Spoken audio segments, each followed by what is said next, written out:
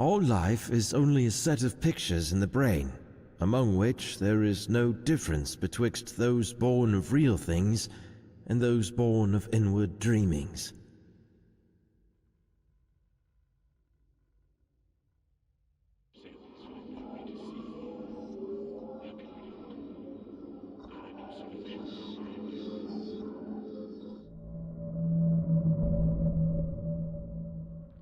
Okay. Got weird little thing.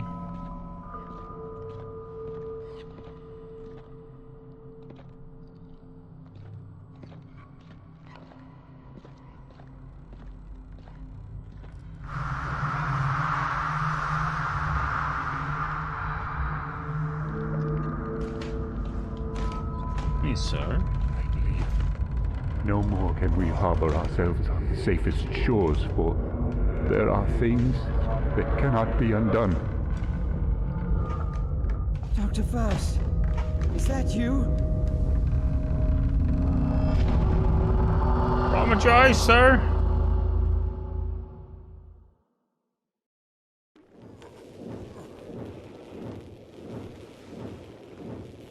Yeah, much better with the sound now.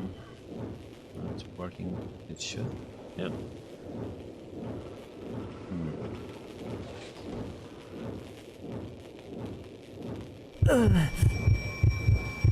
Oh, my head! The pain! It is unbearable! No, it's not. It's bearable. Come on. Snap out of it, buddy.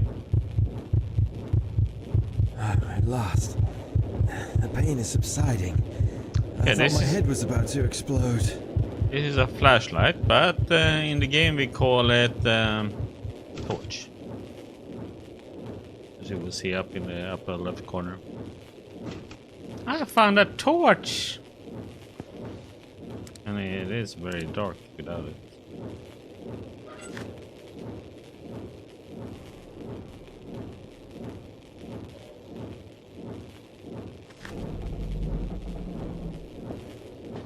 If you missed something from last time.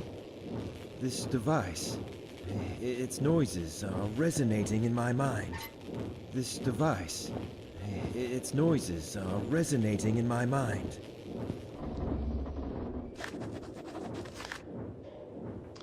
Observation notes from the fourth initiation session, 7:05 p.m. All the participants consumed the Verisahi mixture 5 minutes ago and they have entered some kind of altered state of consciousness. All of them are now vaguely mumbling in their sleep like they are chanting something, but the sounds are not conscious. They seem restless. I detect movements in their limbs and, as always, I wonder if it is because of something they're actually seeing beyond. 10:15 p.m. As always, the device is humming and glowing, but this time the atmosphere is different to the previous sessions. Whatever the reason for this might be, it feels almost like the fantastic device is signaling something in a code I don't recognize.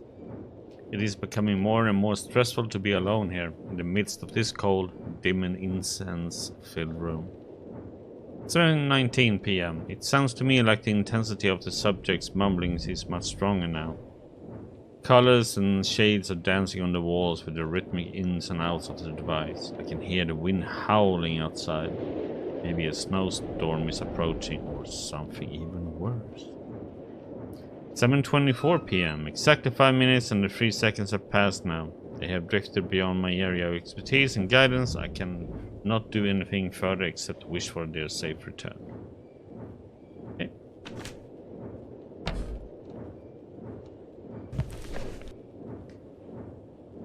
Antediluvian. Shamanism, okay.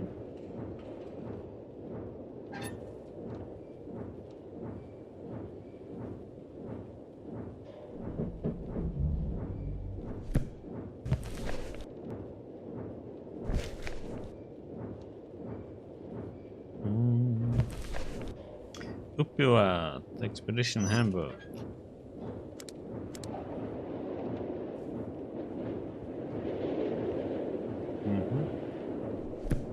And there. Oh. Nope. Next.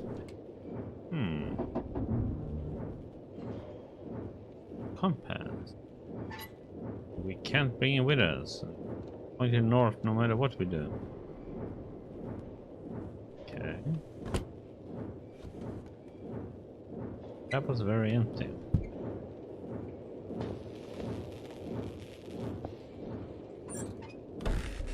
Close that one, no?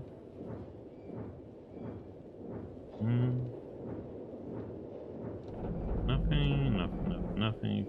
Zoop, zoop.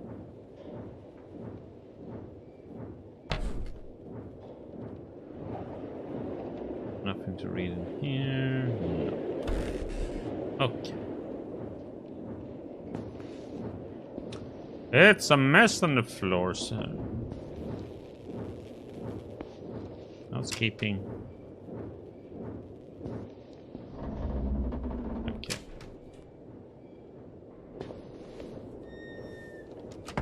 Nothing over there otherwise. Nothing here. Empty chairs. Okay. Hello? Anybody here? Hello. Where is everybody? Locked. Looks like we're having a power problem right now. Weather notice. Supervisor Nikolai Hansen. Due date. Explanations. Expected snowstorm. A snowstorm is expected to hit for the next 2 weeks. It is utmost importance to take all cautionary measures and inform all responsible personnel when going outside. Please be aware that the radio connection between the base and the ship may not be available during this period.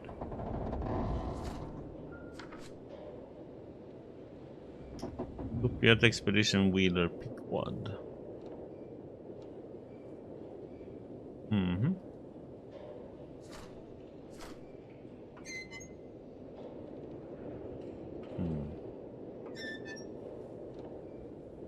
No comments on that one.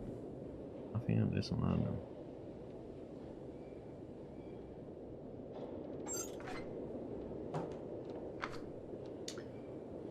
Familiar visits in the lower chambers once more in the form of a black cat. Spectral image echoes throughout the 7 rooms, but Sin called it out from its hollow, looming dim and ghost-like.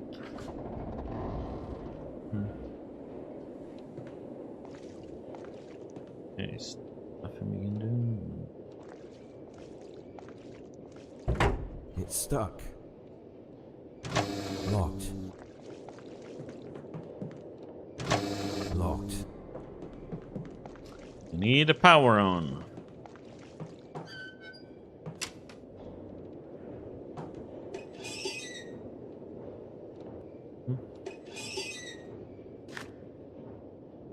Auxiliary power needs to be enabled manually from outside.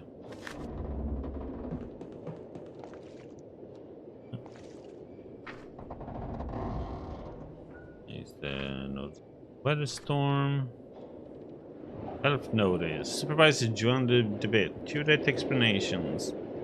Attention crew members who are having problems sleeping. Examinations conducted regarding the increase of accidents recently led me to believe that the reason behind them is some kind of intense cabin fever. Symptoms for this problem are insomnia, severe headaches, seeing visions or hearing voices. Crew members who are suffering from the above symptoms are required to refer to me personally for a thorough checkup. This will also be the main topic of the general meeting that will be held tomorrow after lunch. This issue poses serious problems regarding safety at work, so it must be taken heed of soberly. Medical petitioner. And the name is... Can't do anything with that, so out we go.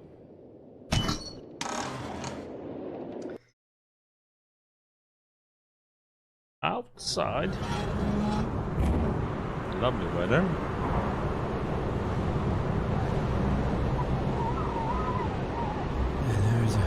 There's a strong light shining over there. Somehow it reminds me of a lighthouse.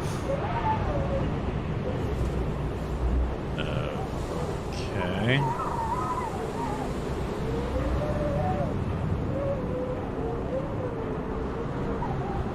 That was a weird comment, I'm saying.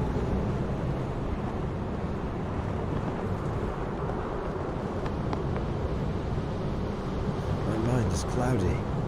All I can remember is the successful establishment of the Upper Water Antarctic Base. And after that, nothing is clear in my mind.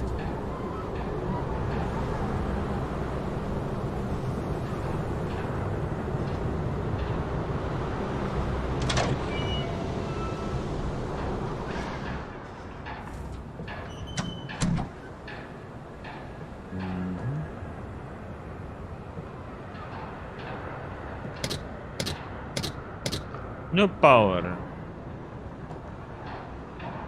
Broken door.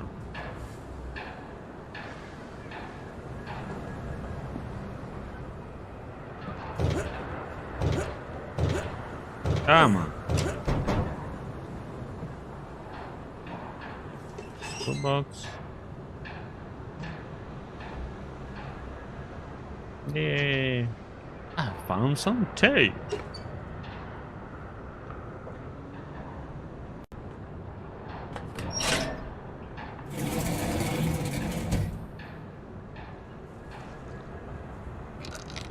Tank is empty.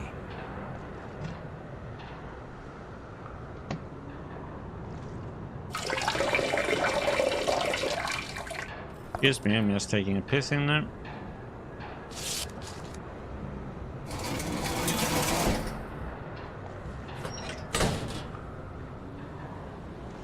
Okay.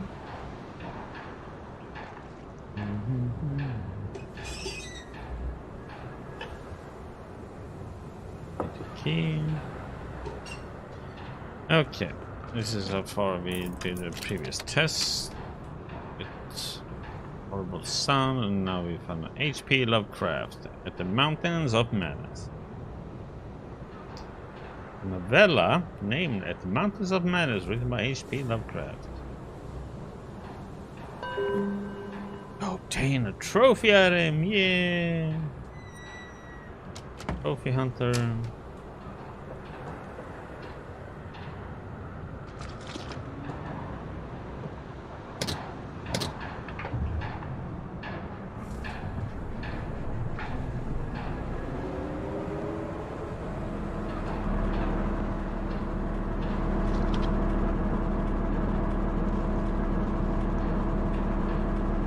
Let there be power!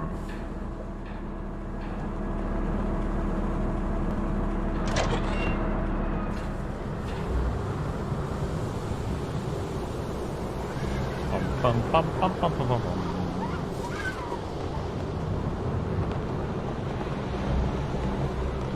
There was nothing out there on that platform. There we go. The broader example of the composite sculptures ranging from human to reptilian in shape. They were also damaged in general in a really bad shape. And out of time.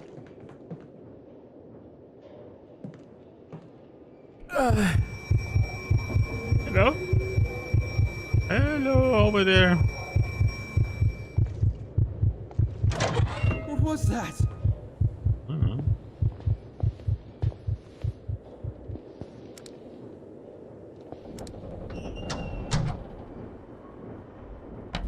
Yeah.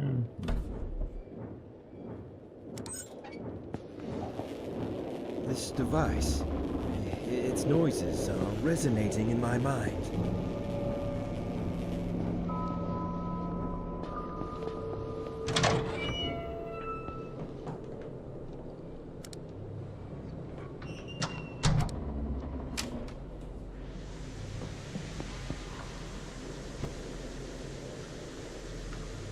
Hello?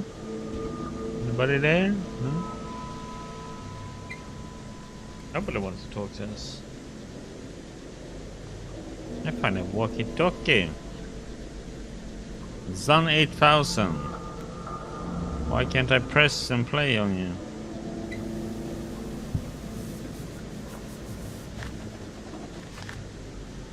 For a while my nights have been plagued by bizarre nightmares wherein I have been talking to an unsubstantial figure. When I wake up every morning I fail to remember either his visage or the content of the dialogue, only his silhouette, talking in a somber tone. These nightmares keep me from sleeping comfortably, the kind of sleep I'm longing for. I haven't mentioned this to anybody yet, but I'm feeling a constant urge to do so as if my well-being is in balance. It would be most logical to consult with Dr. DeWitt about this.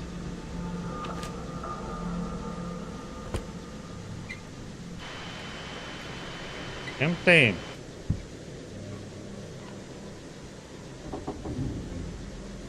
Hello? This is Upward Expedition Base. Pequod, please come in. Pequod? I repeat, this is Upward Expedition Base. Pequod, do you hear me? A P in quad. There's someone who can hear me. Please, come in. Some electrical condition in the disturbed air seems to prevent communication. Mm-hmm, you think so?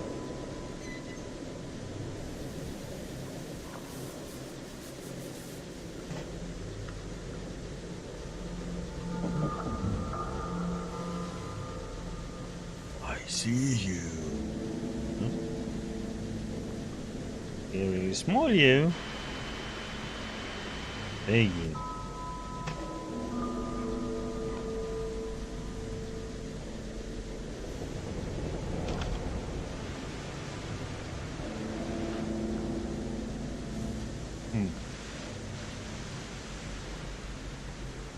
Okay.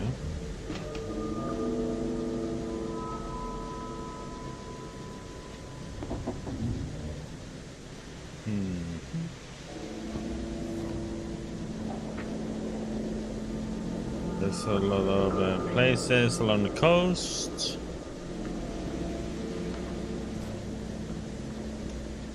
Weather report a snowstorm. Force codes table.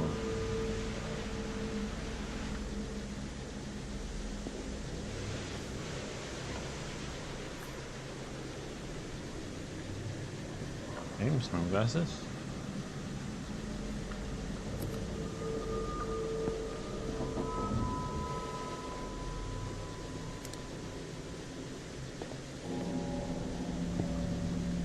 I'm missing anything.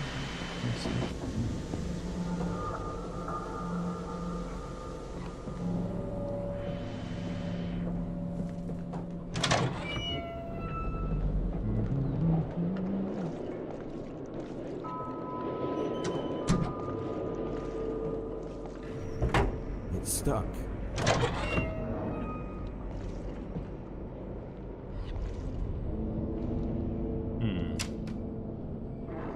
Opening infirmary.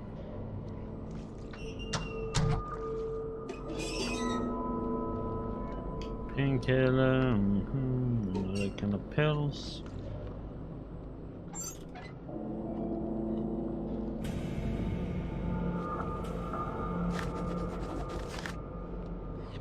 All the members awakened without any problem except for Frank Gilman. All of a sudden, his heart ceased beating at around 1:45 a.m. It was extremely cold and there was no detectable pulse. While I was preparing to perform cardiac compression, he momentarily opened his eyes. I am unsure how much time passed since his heart failed to beat, but it can't be more than 5 minutes. Then came the event that shook us all. The cause was the very words Frank uttered directly to Dr. Faust right after he awakened. I don't know how to explain it because his voice was muffled and almost indiscernible, but I am convinced that the voice I heard did not belong to Frank. As a medical doctor, I can say that this is not completely impossible for someone in his condition, but there was something wrong with what I heard. It was a sound that no human vocal cords could produce.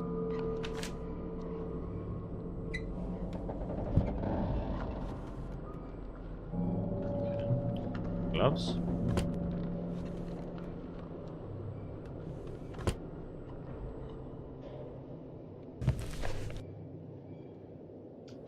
On JD debate on psychoactive plants, Sahih T and Diversity.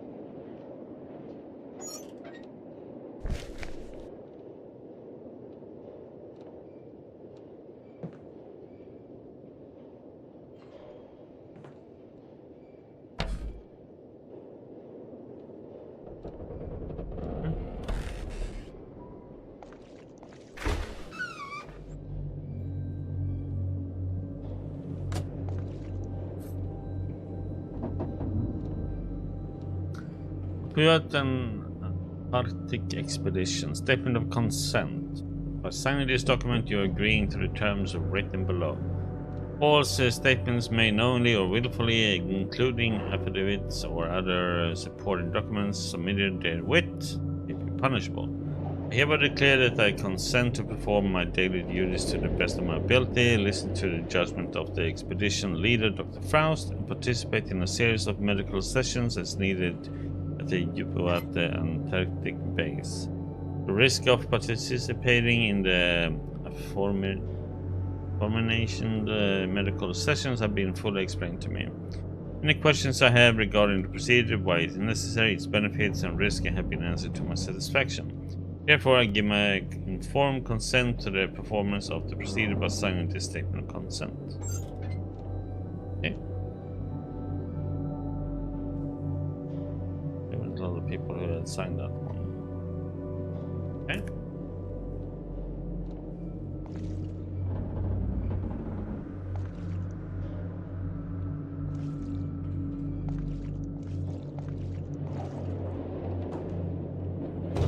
It's dark.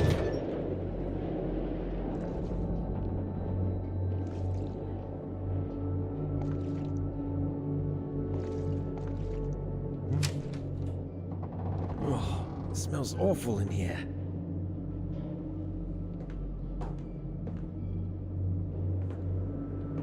Probably old rotten food and stuff, huh?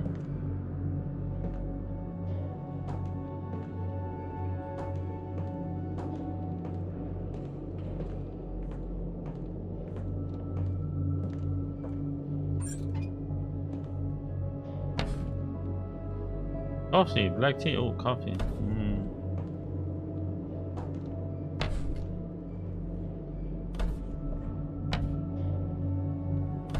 Herbal tea.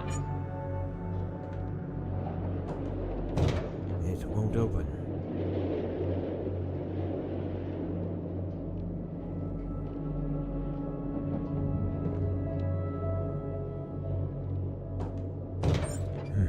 It's stuck.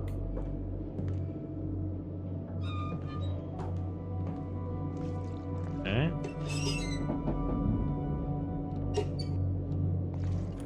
Locked.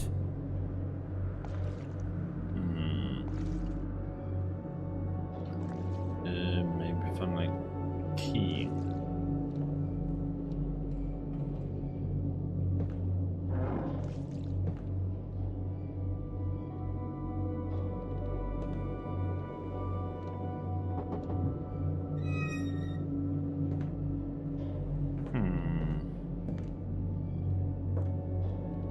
Maybe I haven't checked over there yet.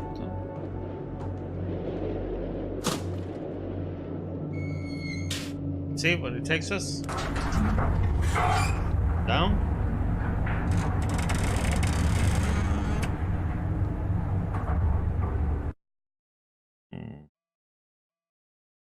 Physical test medicine. Well, something.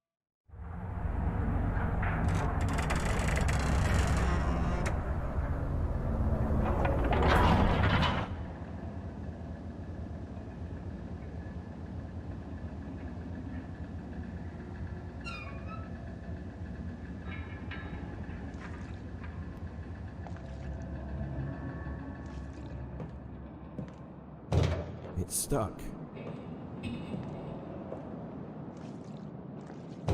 It's stuck.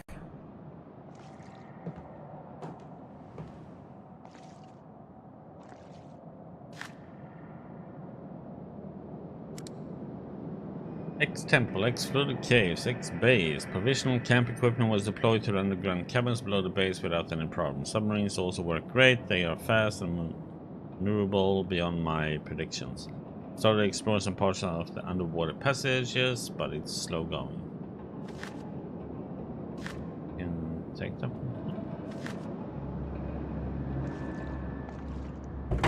It won't open. It's stuck. It's stuck.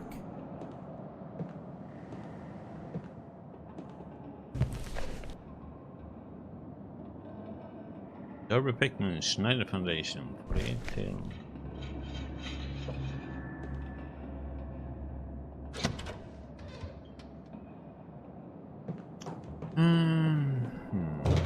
Won't open.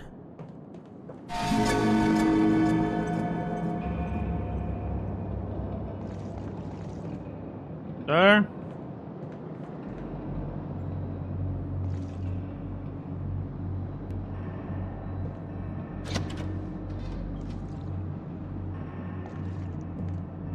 Looks like I need something to get this elevator to work. Link elevator has been set up. You can now reach both the tower and bottom levels below the base. Camp equipment and parts for the portable submarines are being transported to the first campsite. Tower base cabin entrance.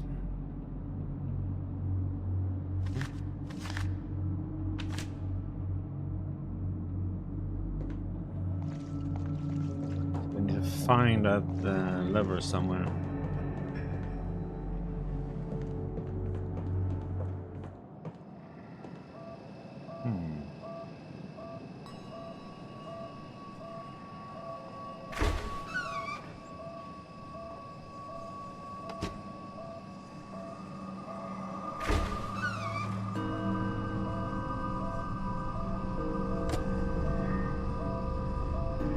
Doing me about that one though. And close it.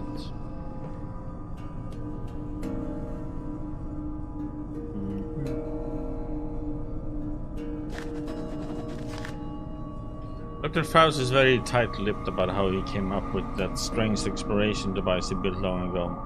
The only thing he has told me is that he came across some shunned and forbidden volumes about a device of extraterrestrial origin. But again, these sources do not hint that any existed on Earth except in the dreams of those who like to chew on certain alkaloidal herb. The sessions we hold in the meeting room to adapt our nervous systems is to the alien impulses of the machine were frightening at first. Used too much, it affects the body to breaking point. But now I'm used to its non-human sensations, so I've started to feel like the device is clearing my mind to make it absorb much more than ever before. I feel unconfined and much more receptive. But the most particular aspect of the sessions are that, because it is a shared experience, I'm able to receive impressions, ideas and even memories which belong to the other participants. Usually my mind wanders after the sessions end and I cannot focus my thoughts until I have slept for several hours. That strange device surely disorients feelings and bodily functions, but I believe that what it offers is of immense importance. I need a phonograph cylinder.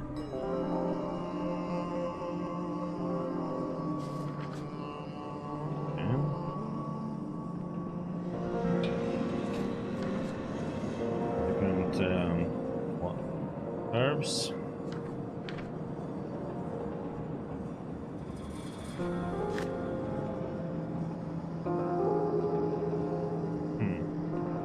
Arctica, huh?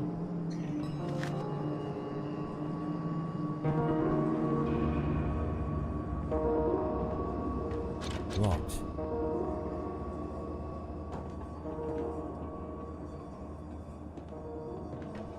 Locked.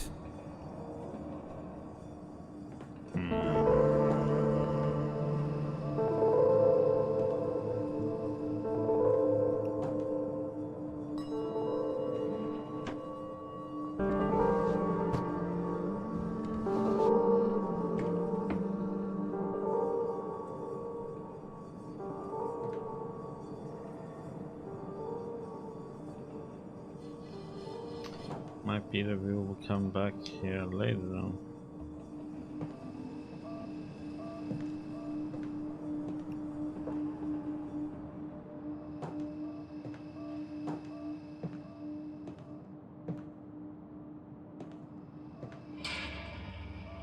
Okay, I need something to get it open.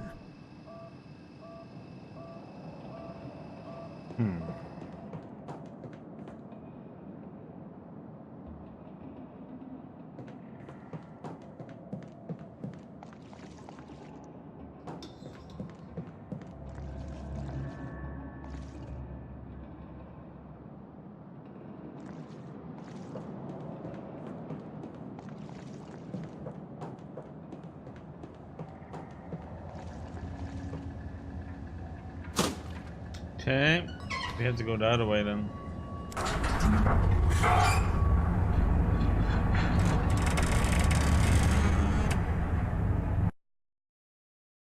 Need some stuff.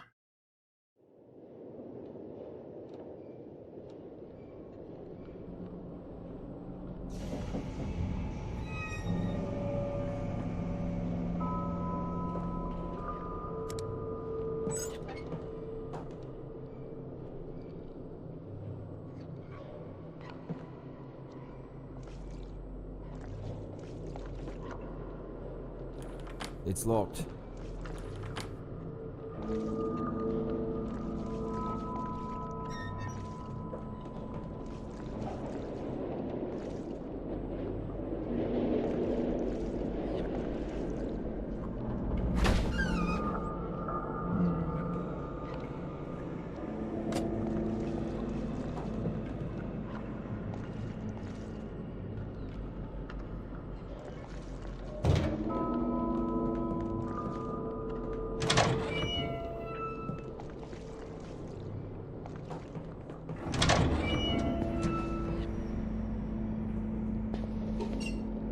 Locked. Locked. If his coat is just right here, where is he now? Nikolai Gogol, the portrait.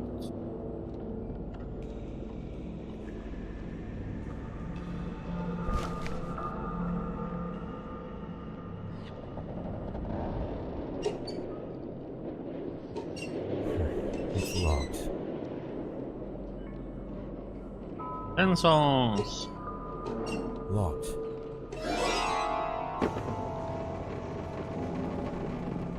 Okay.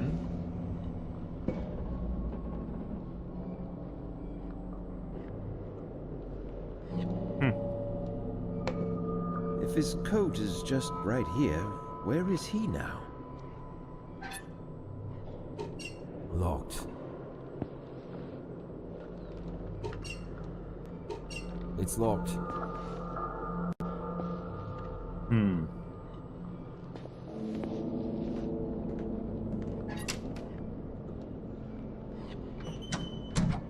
Private room, son.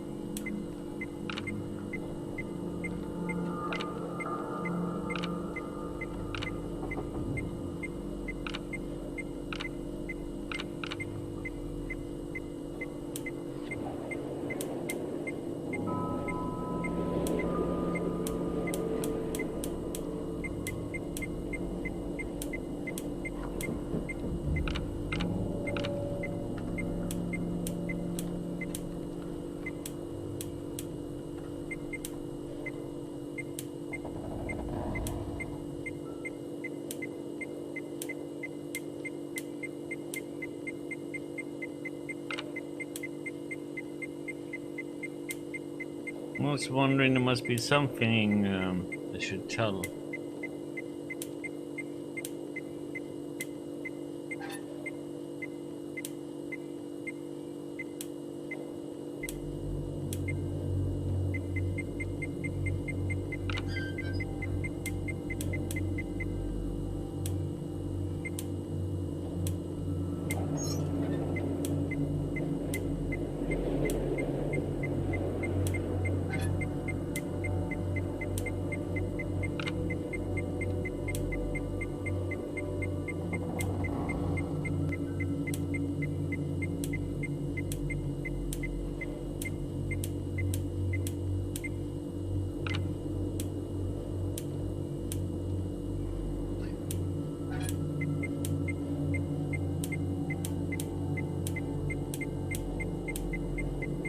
There must be something that's gonna tell us. It's stuck. Implants of great antiquity.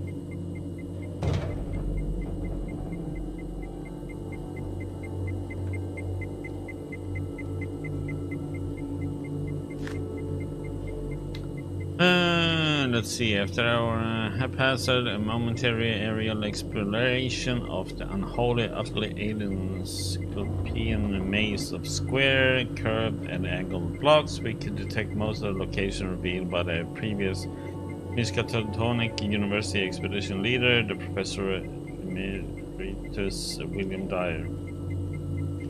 But what we are looking for is not here, inside the haunted Shoggoth ruins. According to various sources, it should be in the much older ruins beyond the city, right on the edge of a mountain beyond the Mountains of Madness. It was built over a location deeply shunned even by the other things, and built long before the colossal city Dr. Dyer and his team explored. Now we set foot upon lands no one has ever seen before, a vast mass of dry land around the South Pole, which rose from the primal waters when the old ones seeped down from the stars. A place so evil most of the arcane sources hesitate to record it at all, while some murals within the other city depicted it with obvious repugnance and reputation.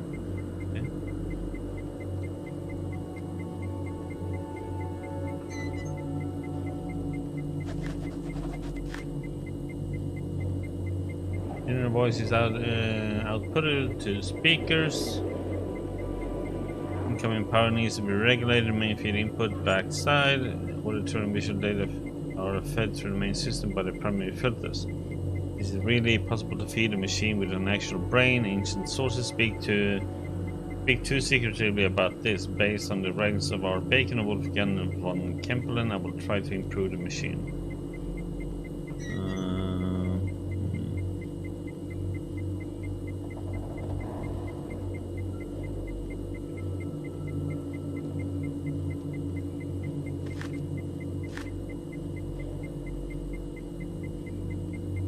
3.8 light equation, photoreceptors, light servo motors.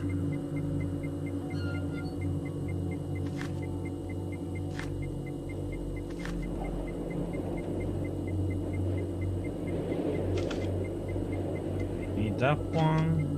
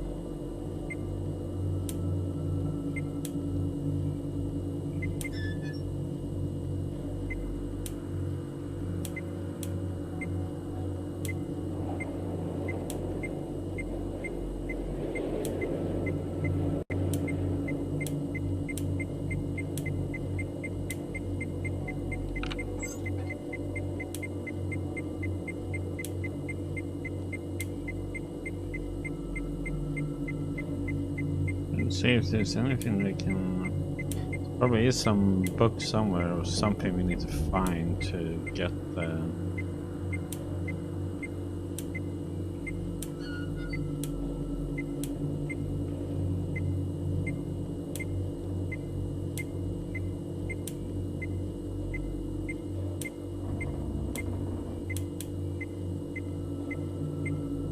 I think we need to get these together somehow. There we go. That.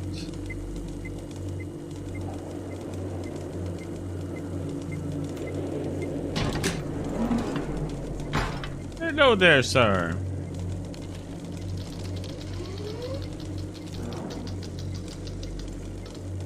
Yes. Who are you? I'm Frank. Frank Gilman. Is that so? Is there a problem with that? My name is Frank Gilman, an anthropologist joining this expedition upon the invitation by Venerable Dr. Faust himself. This thing is claiming that it's me. That's absurd. Why?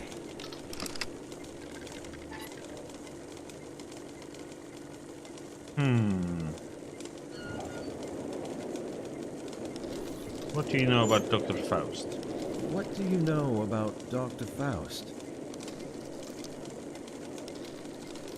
He is the grand mastermind and the pioneer of this expedition.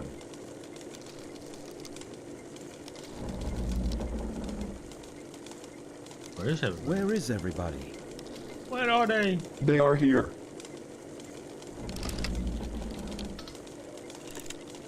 I don't see anybody around. Are you sure? Yes, You're claiming that you are me, Frank Gilman. But you are just a machine. and you are just air. Air? What do you mean by that? It doesn't answer me. Okay, Frank. Tell me, why are you here exactly? I am here because of my extensive knowledge on the human pineal gland. I am one of the Conarioms.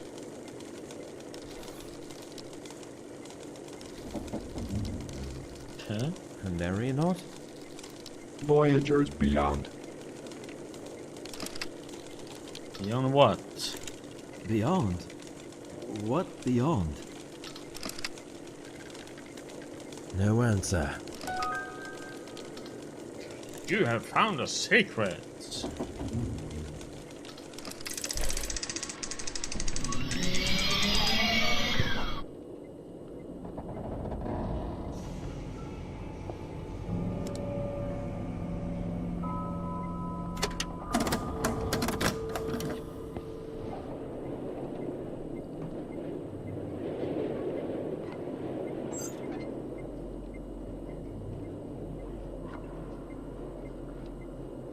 What is this thing?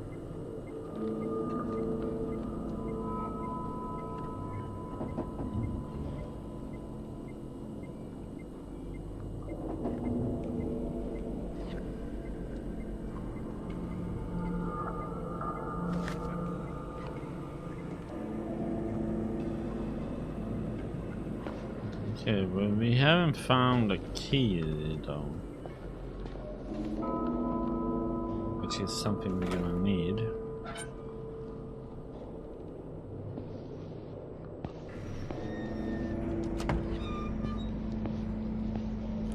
Locked.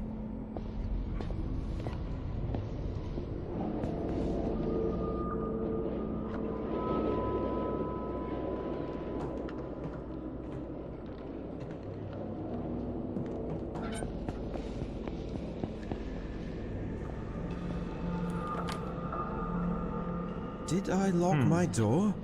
I don't remember where my keys are.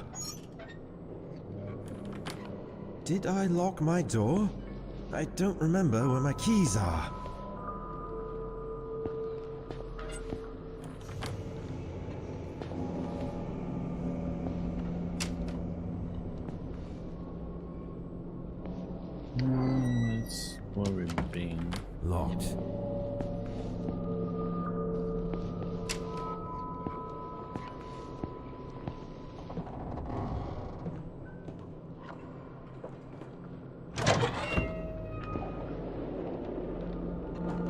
back out.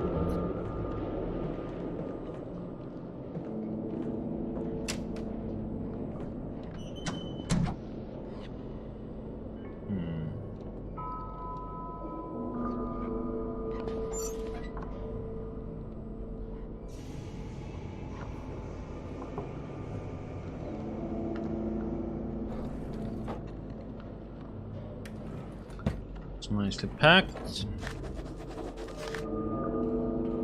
These nightmares have become unbearable. I still see the same man in my nocturnal visions, but now he is holding something in his hand, which I believe to be a lotus flower. He seemed to be continuing this grave and serious conversation again and again, but I still can't remember the content. During working hours, sometimes I hear his voice through the radio. It is not in a form of meaningful sentences, but more like some unconscious mutterings. I'm afraid to tell anyone about this, for I hate the very idea of suspension I will be probably facing.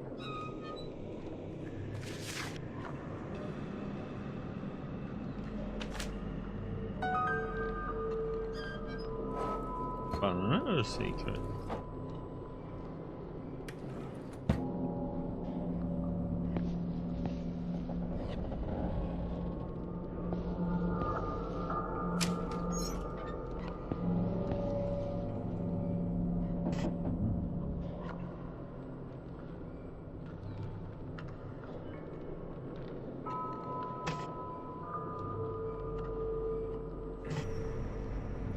Butterfly.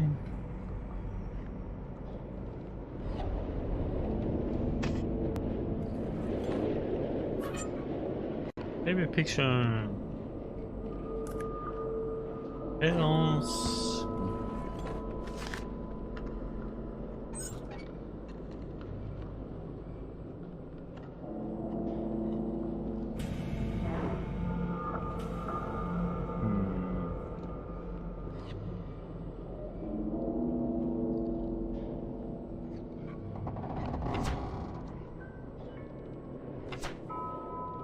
One of the composite sculptures we come across during our initial field trips, it has an open third eye on its forehead as well as inside its hand, which I think indicates some kind of state of knowing, because allusions to knowledge and other things recur all the time in almost every bas relief we have discovered so far.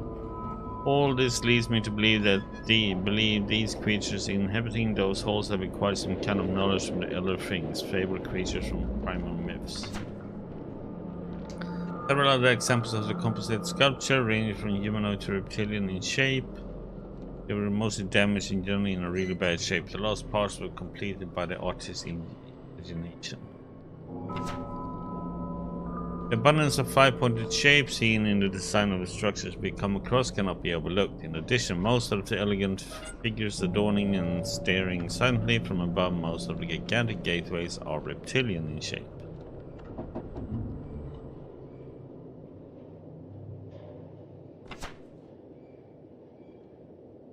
The grotesque measuring caused an uproar with the countenance it wore on its reptilian face when we first found it residing within the almost substantial darkness of the cave where it had been carved in eons past.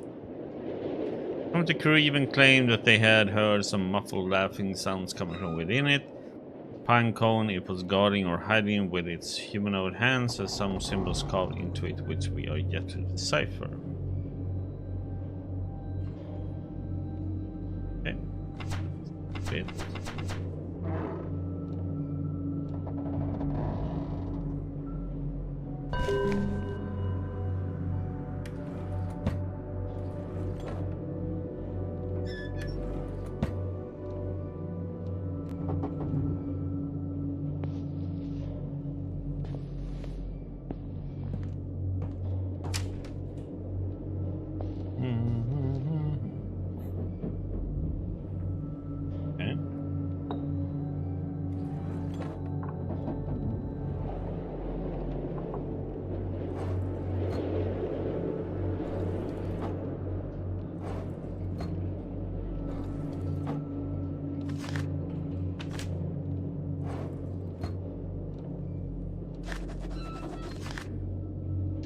incline more towards the notion that our nocturnal visions are not just faint and fantastic reflections of our waking experiences.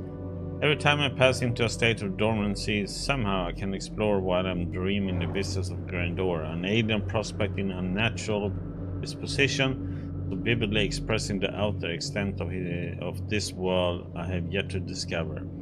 If only I was endowed with the artistic skill to describe my visions. All I know is that all this became evident after the Conarium sessions had started. Even though I am not one of the participants, I am somehow affected. I feel I am absorbed while in an unconscious state into the oblivion, crossing the line beyond the wall of sleep. Progress. I don't know. Big ones.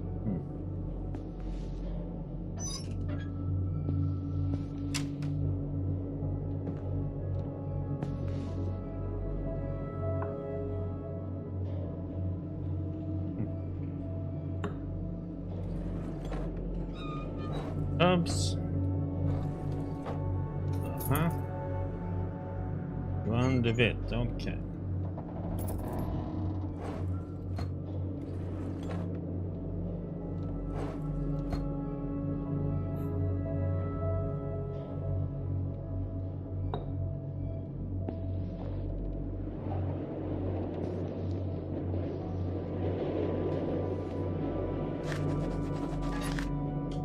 As far as my knowledge permits, I can say that this plant has been residing in the darkest recesses of ancient myths for a considerably long time. It is believed by some authorities on the subject that this plant, amongst others, was used by the antediluvian mushroom cults of the Sahara. There are also some references to it in the elusive book Kitab al-Kanuz. The medieval alchemists referred to it as mirage of an oasis.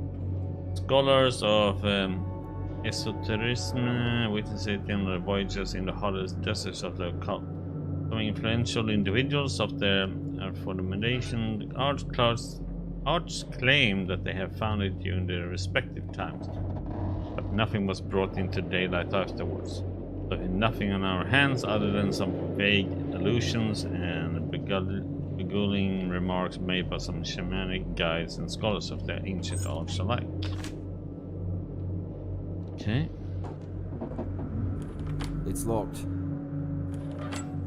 Locked.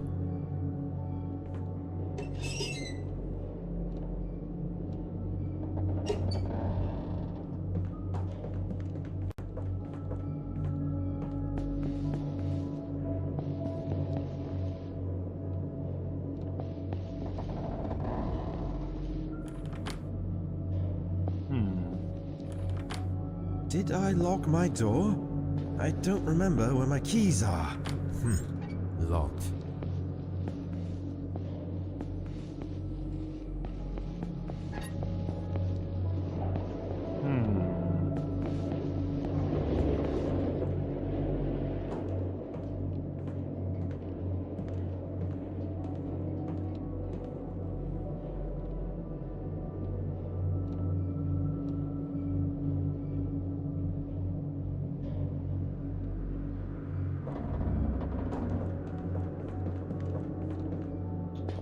Let's see. Oops. If his coat is just right here, where is he now?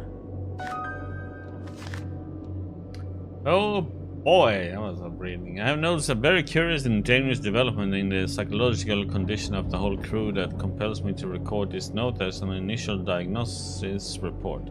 Problem is especially intense for three subjects, Dr. Barlow, Dr. Anderson, and Frank Gilman, whom I have been inspecting closely since the onset of their psychological degradation. During the past 2 nights, the aforementioned subjects awoke, screaming in their beds, thus affecting and demoralizing all the crew members. When I spoke to them personally, I noticed some serious deviations in their behavior patterns. As time progressed, I noted deep changes in their mental conditions. When really pushed, they clearly started to behave like someone else, which led me to believe I was facing some sort of multiple personality disorder, but it was too early to draw any conclusions. Other subjects are not too far a cry from their normal personalities, but the difference is, of course, obvious. The condition is getting worse day by day, and a serious medical examination is needed to be carried out on everybody displaying such symptoms. I informed Dr. Faust and warned him about the consequences. He looked worried, but nevertheless he hasn't mentioned it to me since. With the weather conditions we have been having lately, it seems extremely unlikely that we shall receive professional help from the outside world, or will be able to send anybody away for a thorough medical examination, which is the only sane thing to do under the circumstances.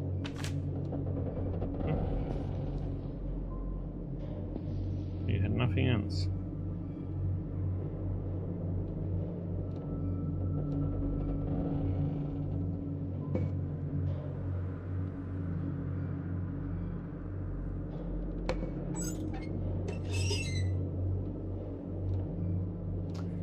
Okay.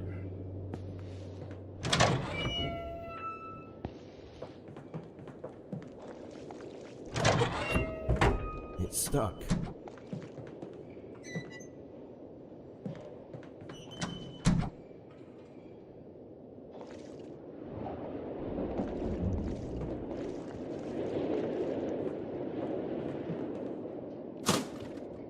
Down the hatch.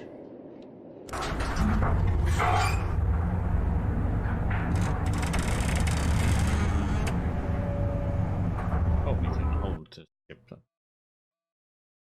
Yuki. Oh, that's so tight. Oh. It's mean.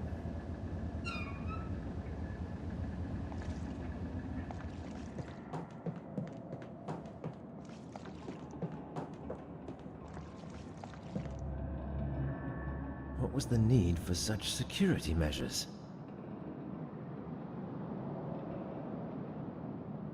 What was the need for such security measures?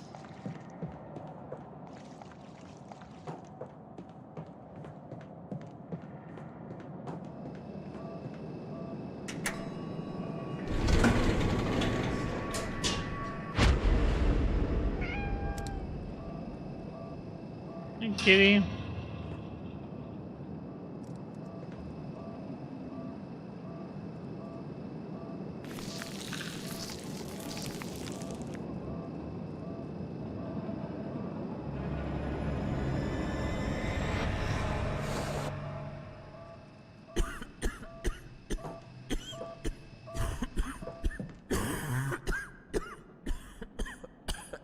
Can't breathe.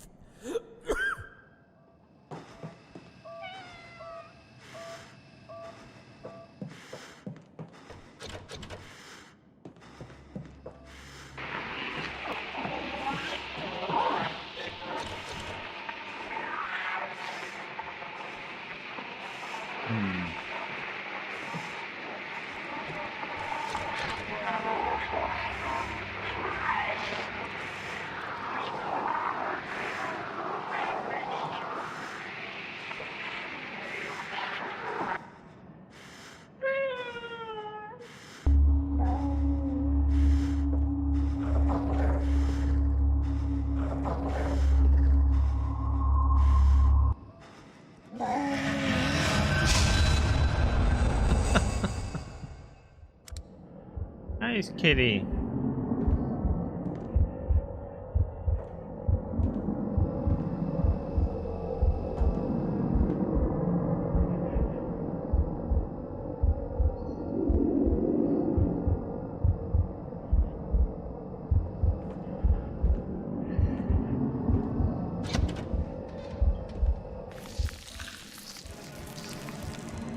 Uh-oh.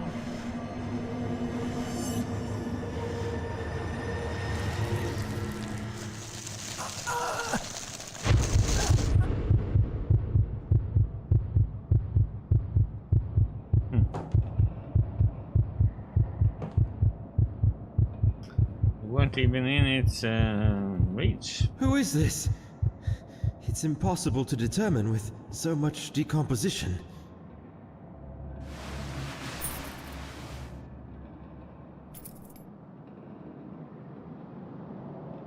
Found a key. We have finally finished excavating a monolith that was silently waiting for a soul to see it again. Situated within the circular building we reached with the link elevator, the magnificent piece of carving was buried halfway down under a mound of debris and most probably could have been written in the earliest pages of history. I cannot describe exactly my feelings for the first time when I stood aghast, contemplating that gigantic stonework inside of those tiny worn halls of silence. Only God knows how many ages have passed since its initial carving. Just thinking about its age sends shivers down to my spine. Which civilization could have constructed such grandeur, now waving a fallen goodbye without giving away the secrets of its master? Furthermore, even though most of them are damaged beyond repair, we spotted some symbols resembling the rock art of the Sahara Desert in the southeast Algeria. We don't have any strong evidence to suggest anything, but Cornell Blake clings mostly to the continental drift theory. In any case, we don't have enough data on its age, but it is evident that history needs to be rewritten yet again. Okay. Got a key to something. Oh, yes. These are the pre-human species we found frozen in a cave far south of the base. Oh, yes. These are the pre-human species we found frozen in a cave far south of the base. Oh, yes. These are the pre-human species we found frozen in a cave far south of the base. Here we got a key. Fitting in this one.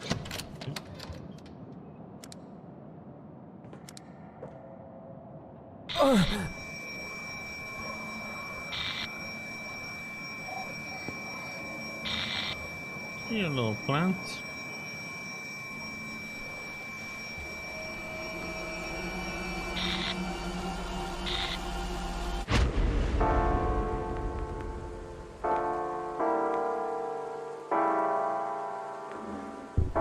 I believe no more can we harbor ourselves on the safest shores, for there are things that cannot be undone. I think you should retire to your room. I'm going to think a bit more. Antarctica is the southernmost continent in sight of the South Pole. It is virtually uninhabited, ice-covered landmass. Most cruises to the continent visit the Antarctic Peninsula, which stretches towards South America. It is known for the Lamere Channel and Paradise Harbor, striking iceberg-flanked passageways. Port Lockroy, a former British research station turned museum. This insulated terrain also shelters rich wildlife, including many penguins. The rest of the text are illegible. Lagartas are marked on the Antarctic map.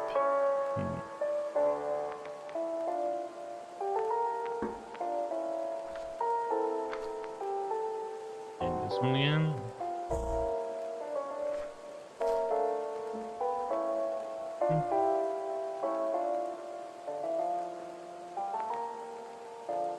And dies. Epithallium.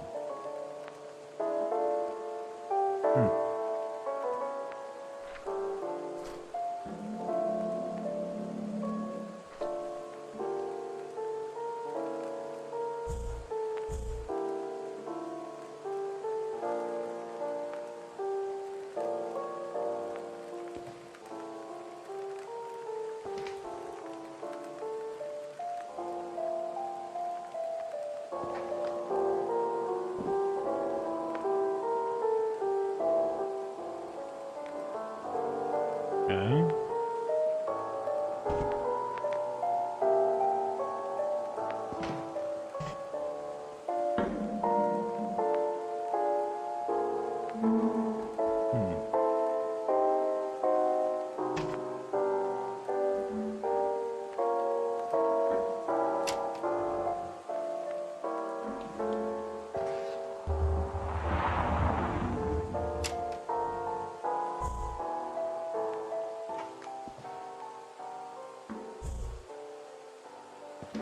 Okay, so we don't have our flashlight anymore.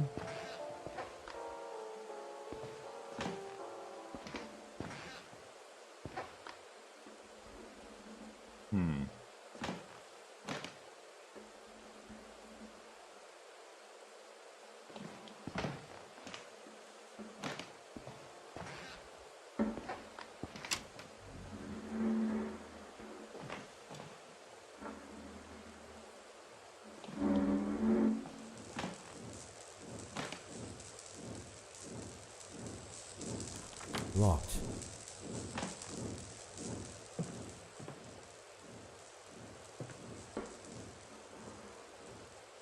Locked things. Locked.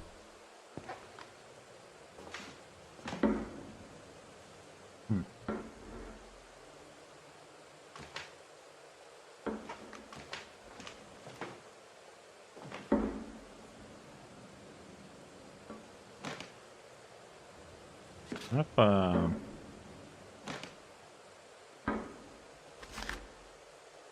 time book.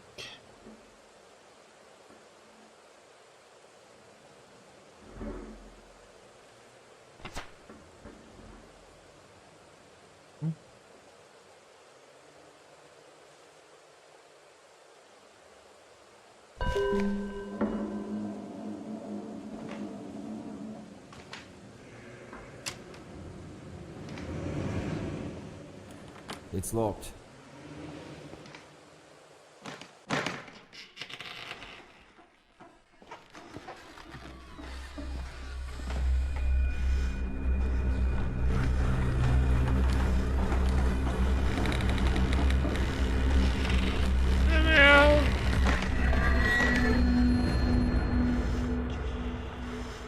No?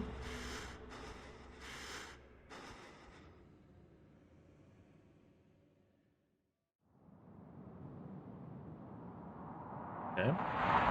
We are back.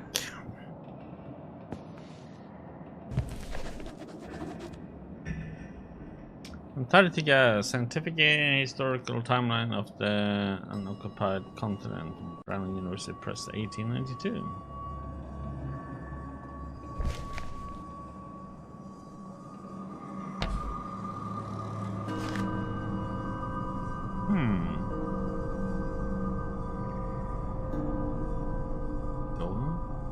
Someone humanizing formed these sculptures initially remind us the terracotta army sculptures carved as a funerary art, buried with the first emperor of China to protect him in the afterlife.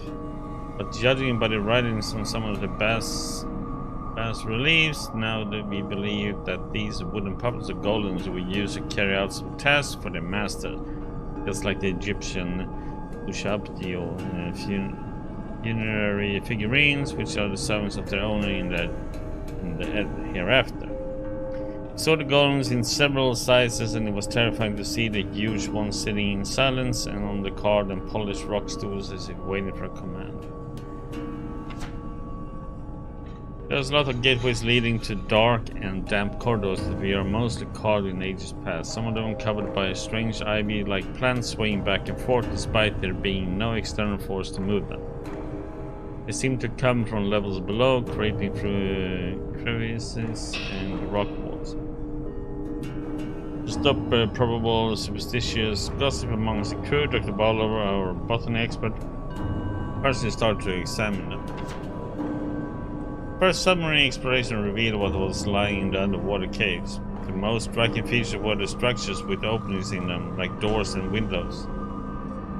It made us wonder whether those caverns had been carved underwater, or if they had been submerged at a later date and thus had become redundant to those who had carved them.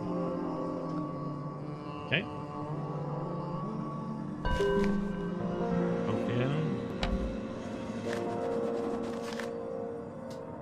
Divarasi, the legendary drink of the oldest myths. I heard about the elusive mixture decades ago when I was writing my thesis on Salvia divinorum, also known as the stage of the diviners, an entheogenic plant used mostly in religious or shamanic ceremony. for centuries. No one would gather any information about it other than its legendary, mystical, psychoactive properties. Some sources it was the drink of the gods, while in others a key for opening gates to places alive beyond the conventional human senses. Soul bridge to be passed in order to leave the bodily restrictions of the flesh. Most scholars would kill even for a hint about one of its last ingredients. That's something I was on the lookout for throughout my career. A new formula is forming in my mind. I feel like there is a chance for me to produce, if not the original, then a variant of the legendary mixture, Divarse, with the new clues I have uncovered during my work here. Okay.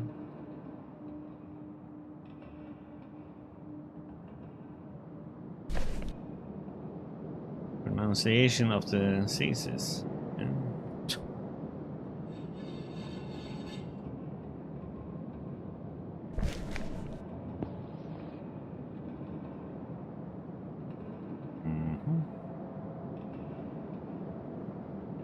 Uh-huh. That one.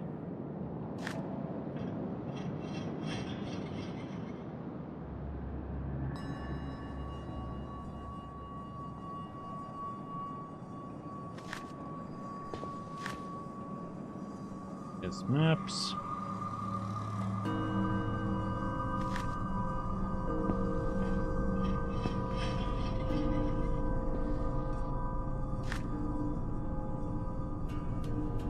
There, all the city ruins, Cyclopean city, mountains of madness.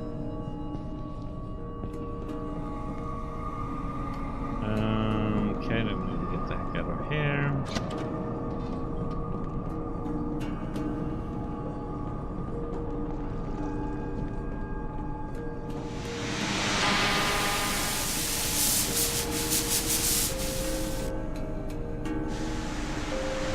Right. I don't know if you can hear me, but I am trying, searching to the only way.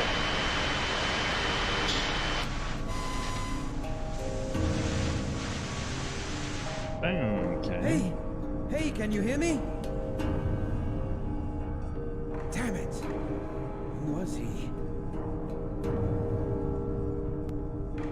Well, I don't know. Should have been able to answer that one. Okay, go.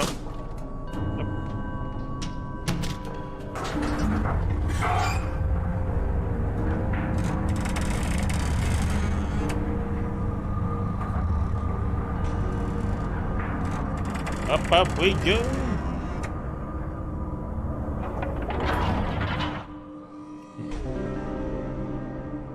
If it's up or down, we need to go, so.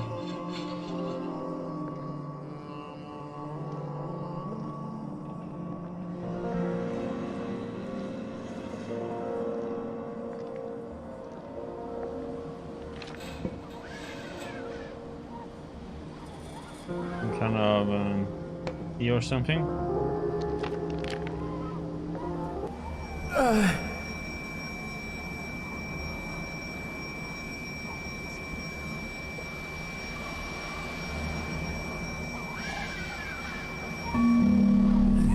This is amazing. Most of the ground-level structures have been crumbled and rounded from untold eons of savage storms, and thus weathered into shapeless ruins. However, both the ground level and the cavern systems below are clearly displayed in these bas-reliefs. The most striking features depicted in this grand panorama, I believe, are the tall, occasional towering spires, which somehow resemble a lighthouse. They all seem like focusing a light beam towards a colossal structure in the center. Could there be some sort of religious meaning behind this? Or simply something that has a more practical use? I'm not sure.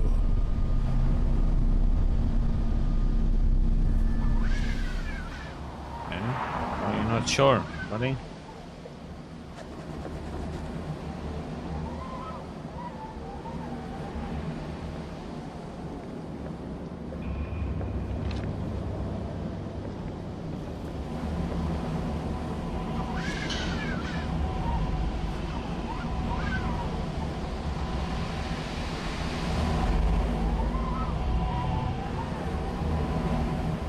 So this is the strong light that can be seen from ground level.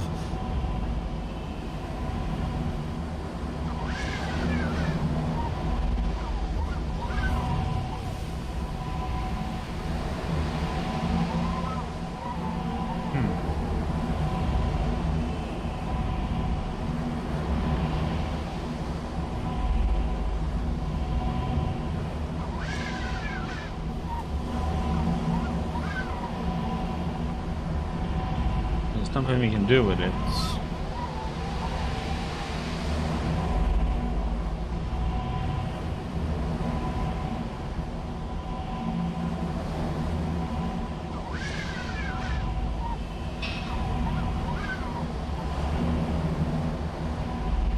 Okay.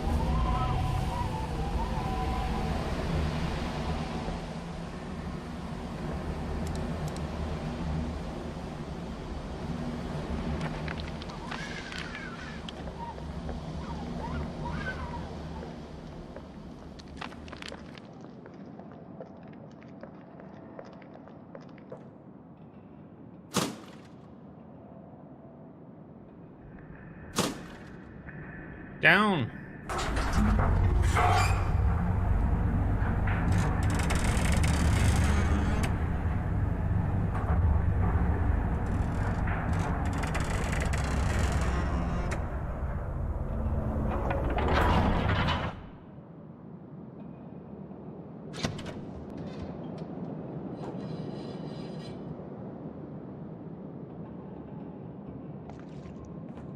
Down again then.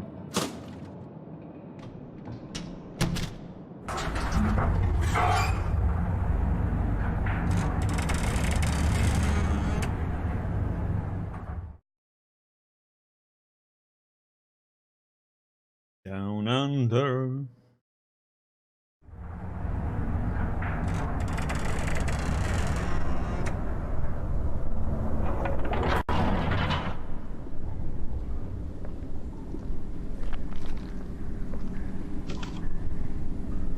Next. Ask some questions. There's some strange vegetation filling most of the hallways, as amazing as it is deadly. There's a hidden world right beneath the upward base, and even though I was prepared to find such a place, it was way different than the imagining alone. We tried to cut our way through, but the plant reacted with a highly poisonous gas seemingly coming from glowing buds. I issued a warning to stop anyone going near any of these plants they came across in any of those caverns. I also noticed a strange phenomenon after I spent some time examining a sample from the plant. It occurred to me that the individual vines grow and shrink in length on demand. It also seems as though it can move even though there are no air currents, and this movement seems to regularly to be caused by natural factors. This may sound strange, but I have the notion that it is conscious, at least on some level.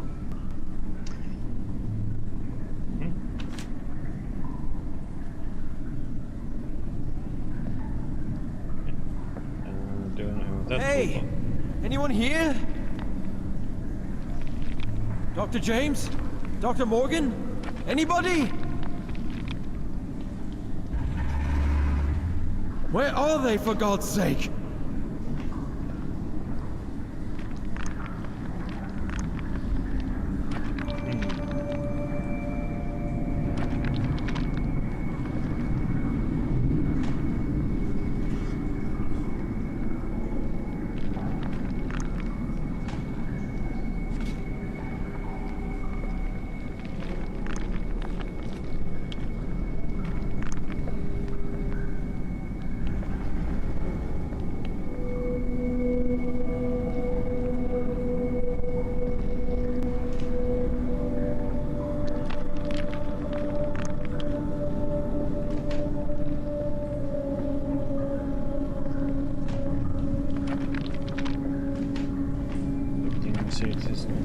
Otherwise we are gonna go where it's growing, I think.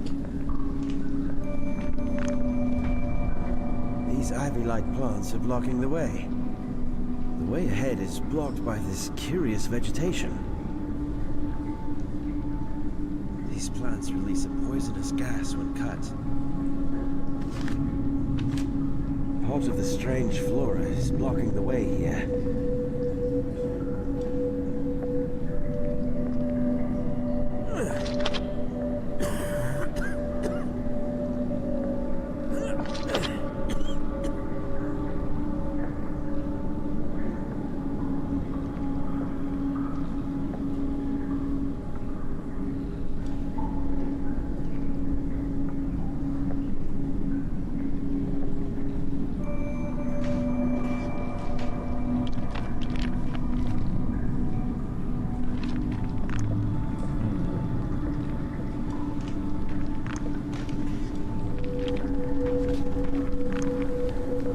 Anything else we can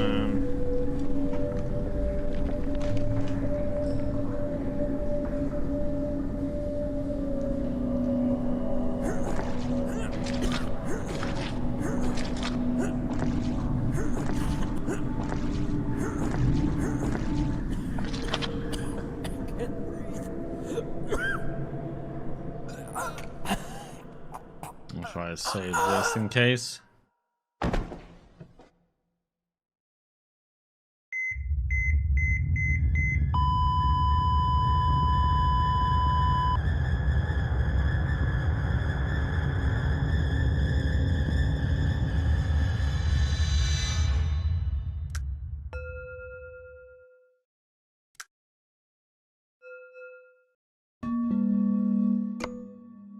I want to see if I would die or something would happen, like.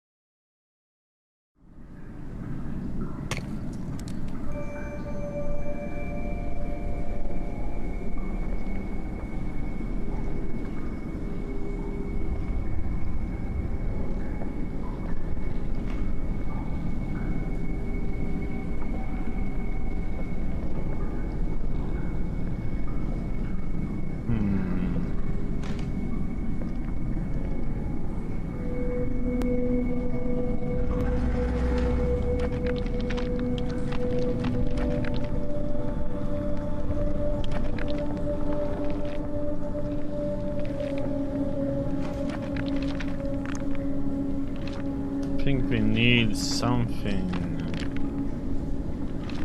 Just wondering what that thing is though. I haven't tell you, judging by its shape, it could be a key, a handle, or a lever of some sort. Yeah, but for what? The light upstairs?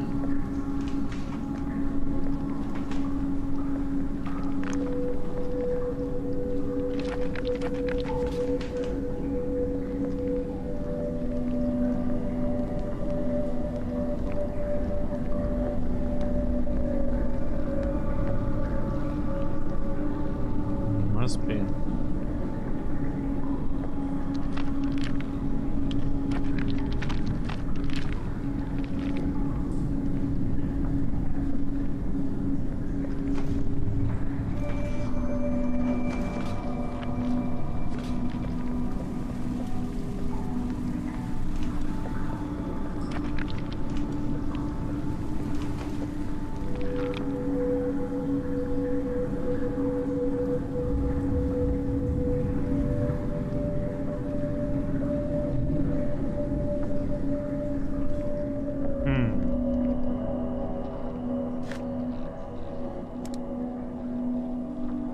Link elevator has been set up. You can now reach both the tower and the bottom levels of the base.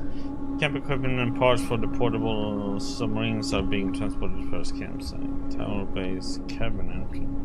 We go even further down.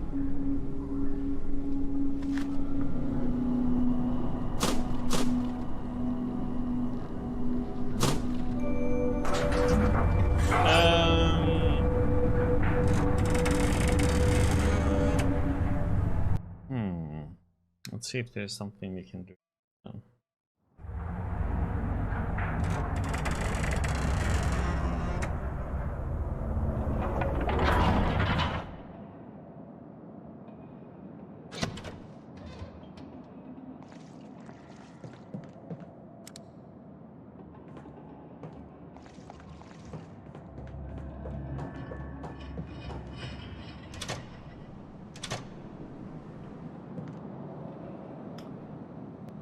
Those up there is.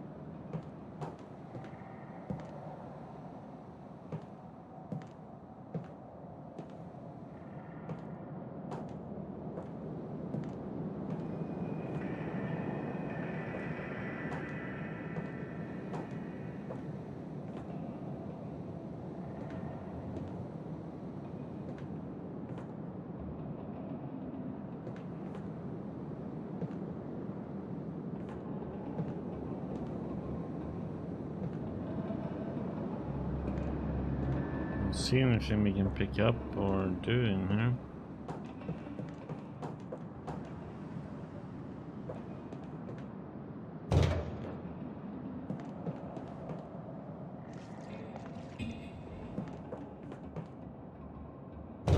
It's stuck.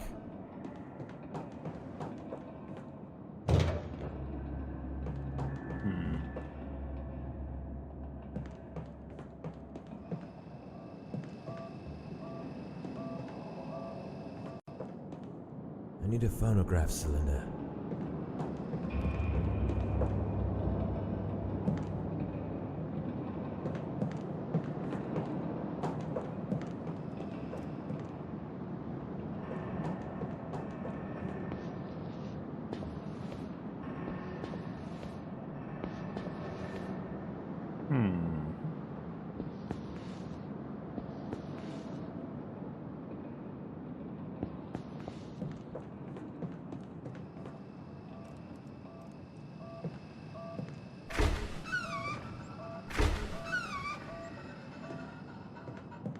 Oh, so where does we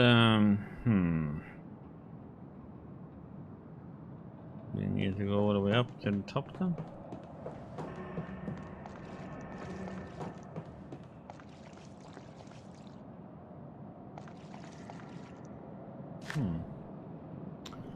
Yes, just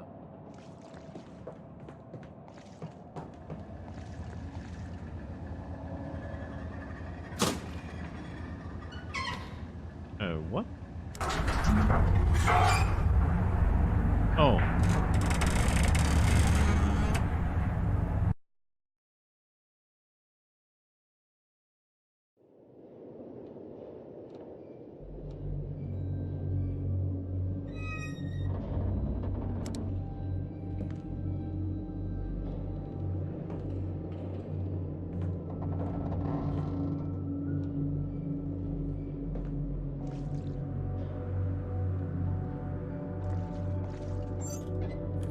Locked.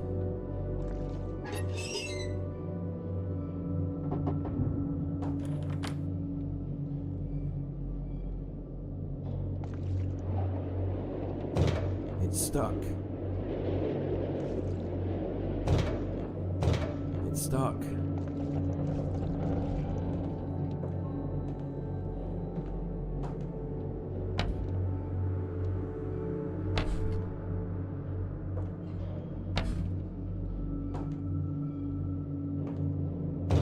It won't open.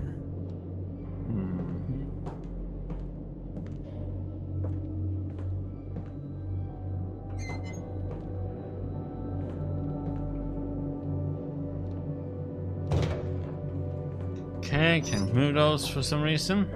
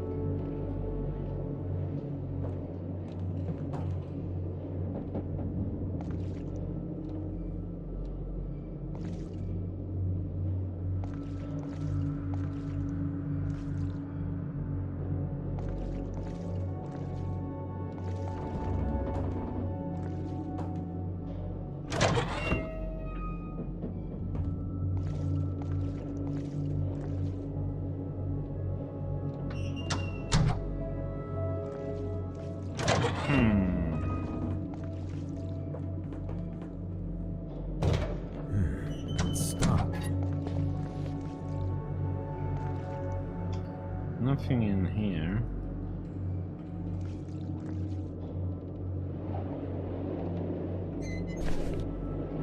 You read this one. This one.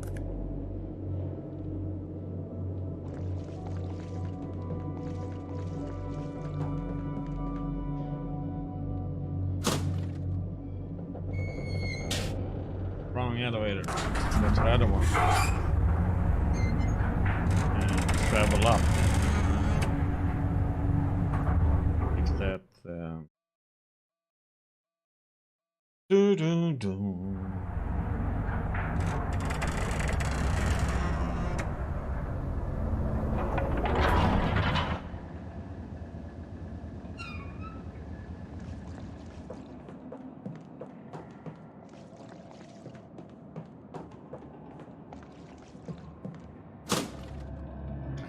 We need to go up here.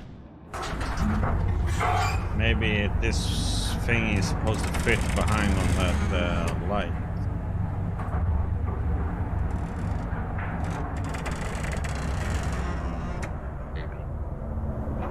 Who knows?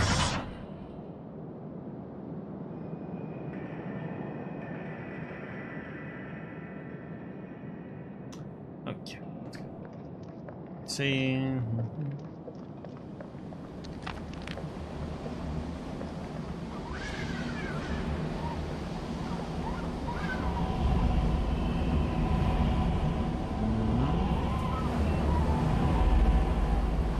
Yes, it should have had some.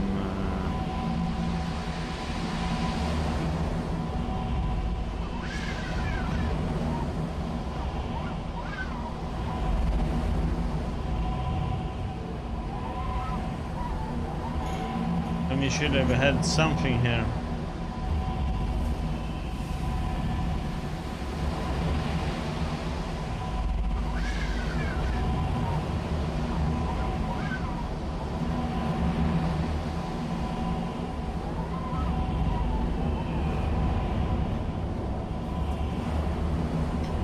Where these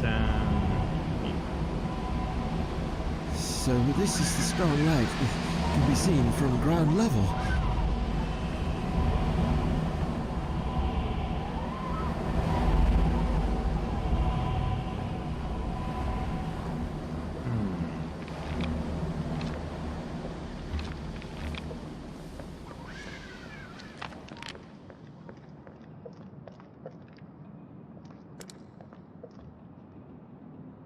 What the heck am I missing down there then?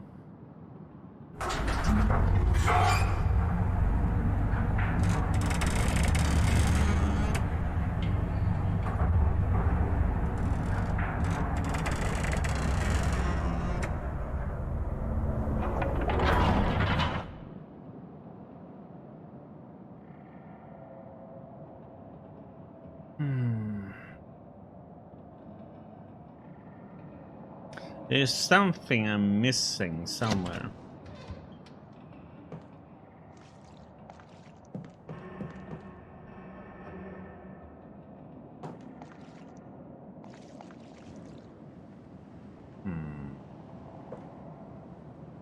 Because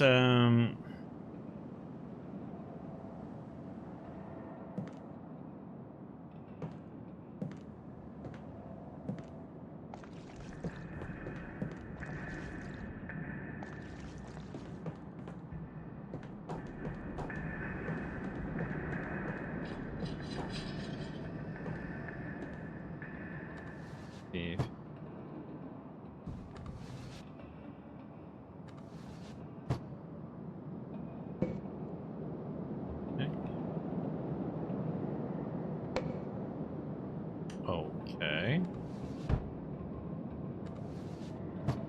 Let's check these.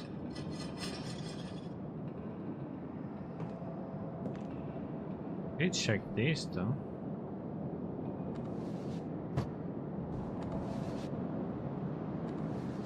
Yes, and see what happens though. Unfortunately, one of our researchers, C. Lenning, was found dead in the biolab last Tuesday.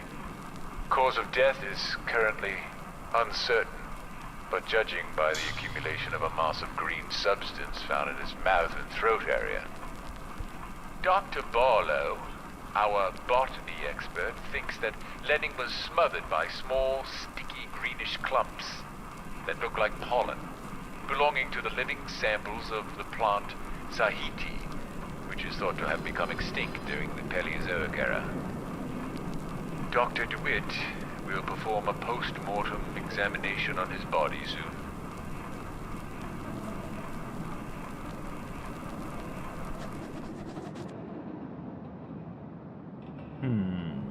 Okay.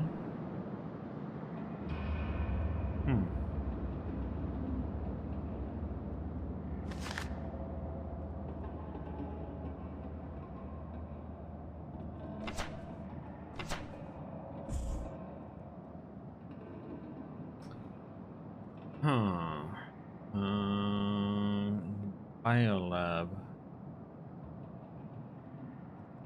Okay, so we need to get to the biolab then. Planting the axon. Okay.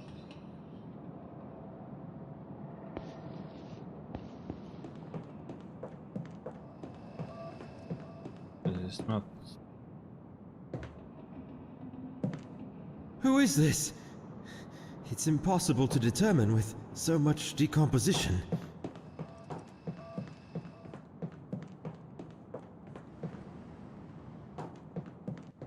It means we need to go up.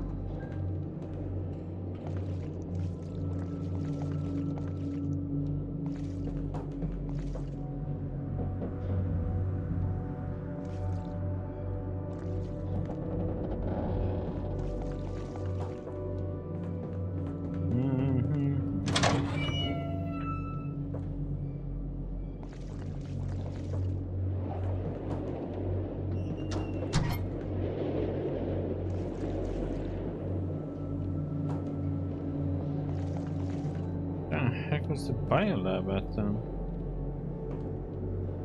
Because it wasn't out there.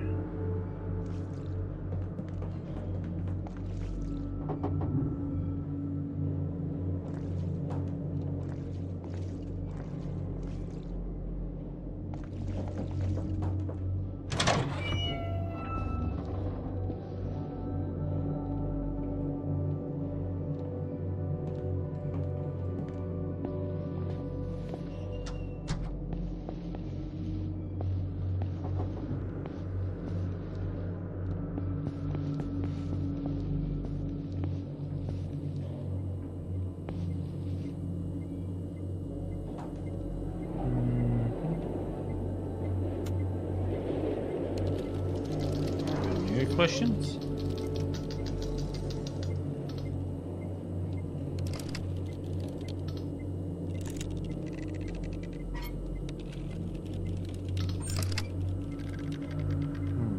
You're claiming that you are This me, is just the same Frank stuff Gilman, though.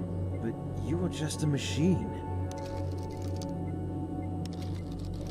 And you are just air.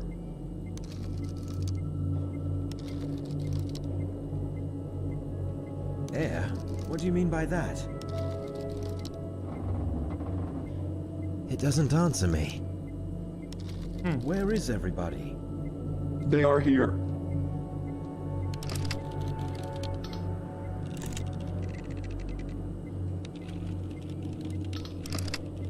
I don't see anybody around. Are you sure? Yes. This is just the same as before.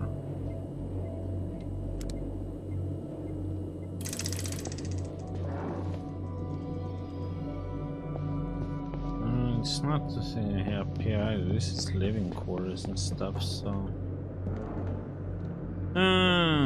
This is just the crew ones.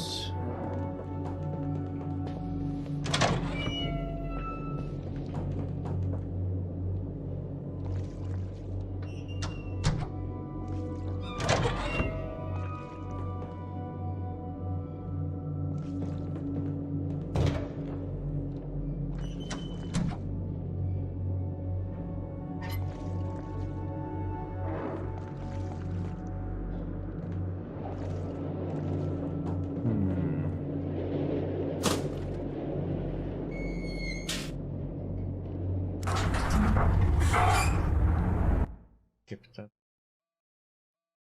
Down. Watching all that. This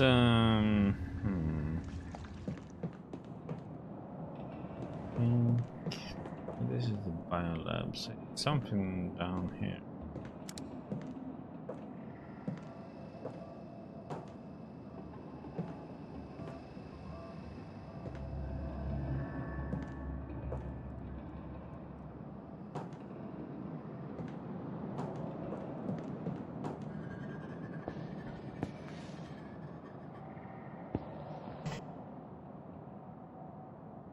Check this one. Like nothing to do.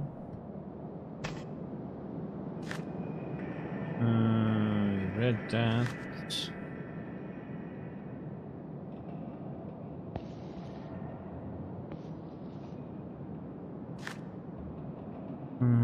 That.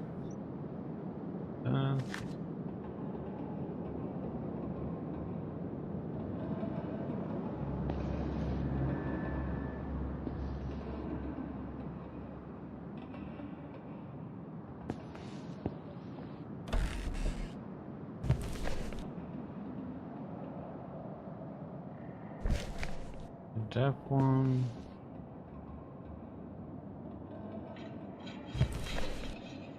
And this one.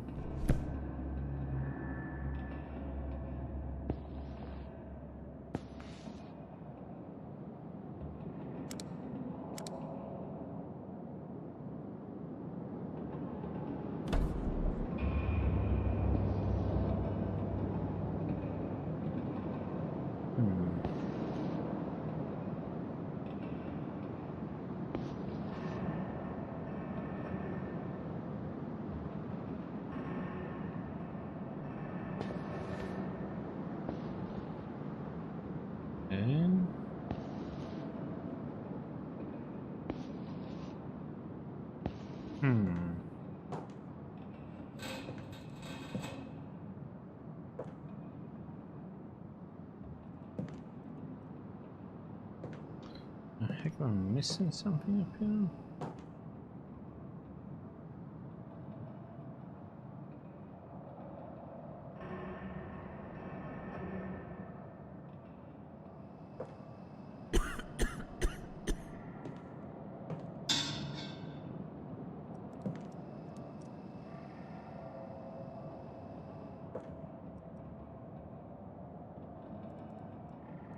I'm missing something.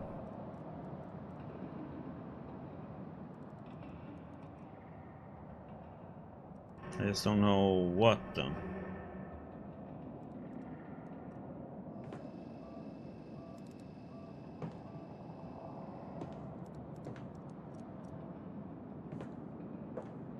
Like I'm supposed to hit something.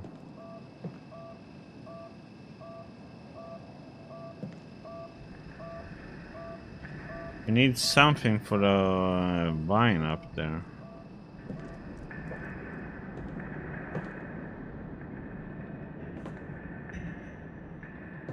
I can't exit away because I'm just I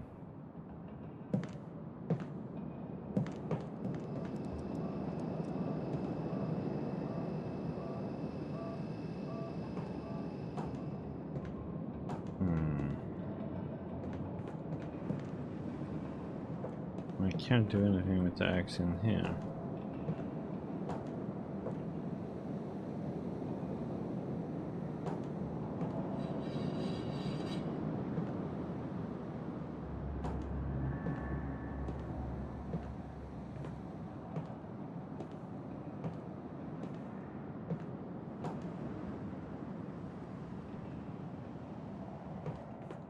These are all locked.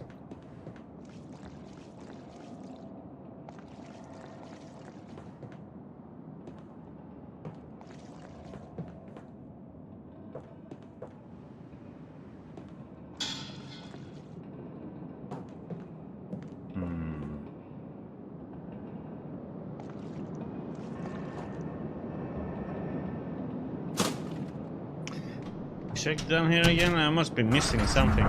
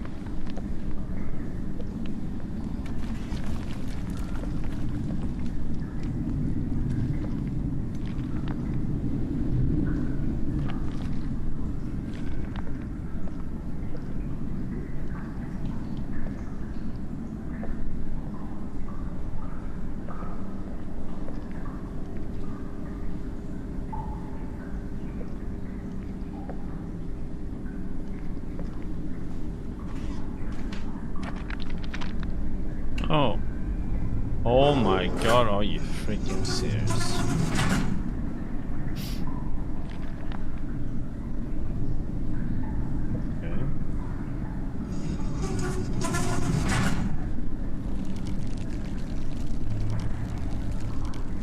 Okay. I missed that freaking thing. Oh my god.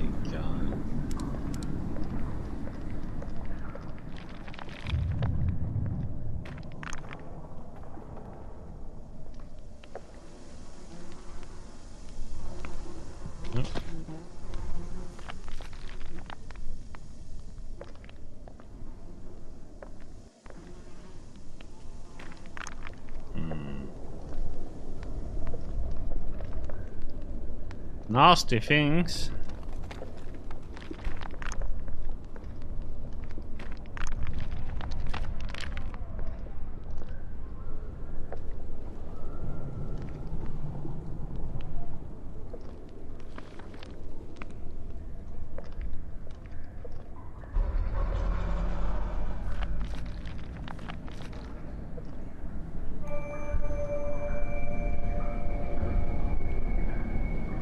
Save, why not?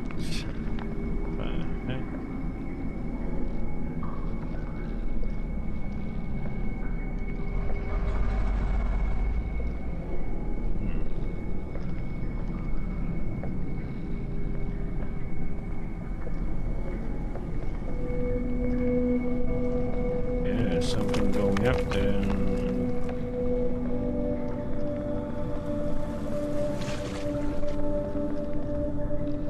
See if there's anything behind these things.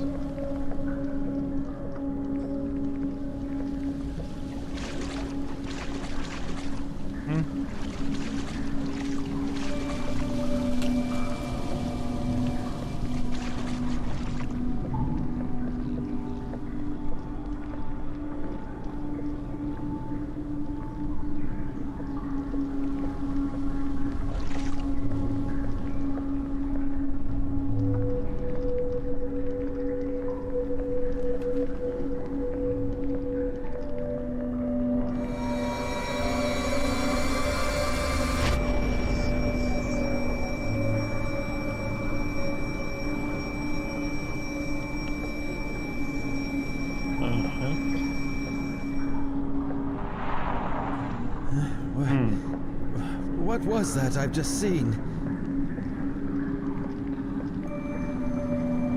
No idea, buddy.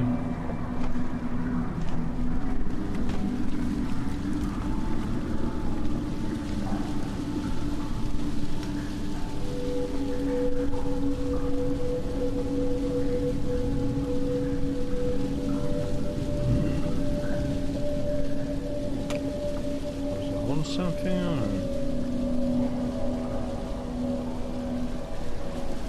does it come up a prompt for anything?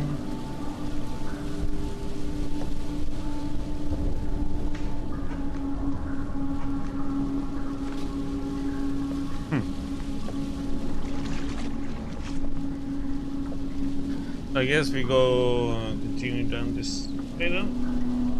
Must be something like that. Oh.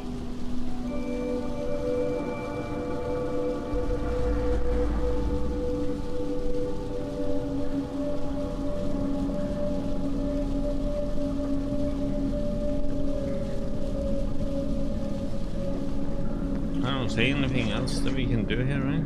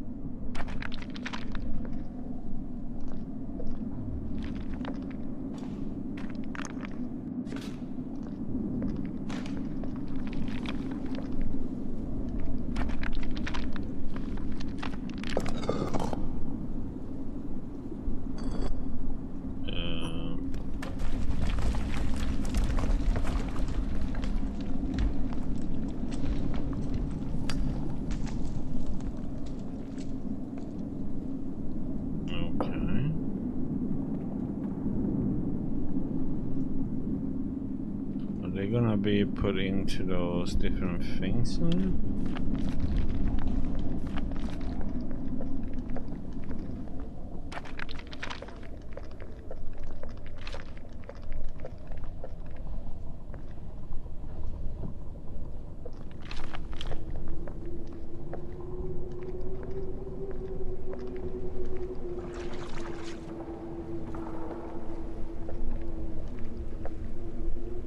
No, axes. If you come close,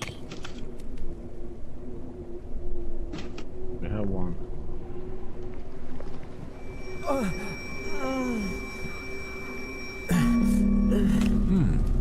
If I am not mistaken, this relief depicts that the overgrown floor we came across at the various points in the cavern can be cleared away with an iridescent device, a tool or a talisman. Okay.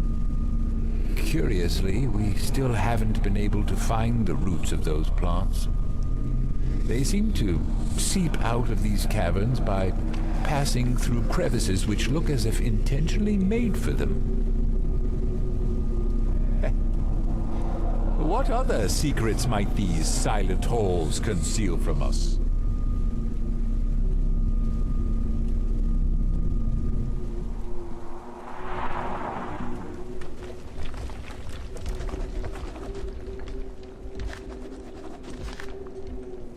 What insane discoveries we have made in a short period of time. Even Professor William Dyer's shocking revelations were not enough to prepare us for this. Seeing is really believing, but those discoveries have also caused an uproar amongst the crew members, whose assumptions indicate that the fate of this expedition will end in ruin. Serious mental disorders are the prime focus right now. As a temporary solution, we have prohibited this area to be the rest of the members, for it seems most of us are not ready to comprehend such a thing. After surveying the flooded halls ahead with our basic diving equipment, it was concluded that it would be better to divide the exploration team into 2 or more to carry out the exploration more effectively. According to the latest plan, we will send 1 or 2 teams with submarines to see if a route exists for us to continue into the depths of the submerged tunnels. The rest will explore on land. Dr. Morgan C. Blake. Okay.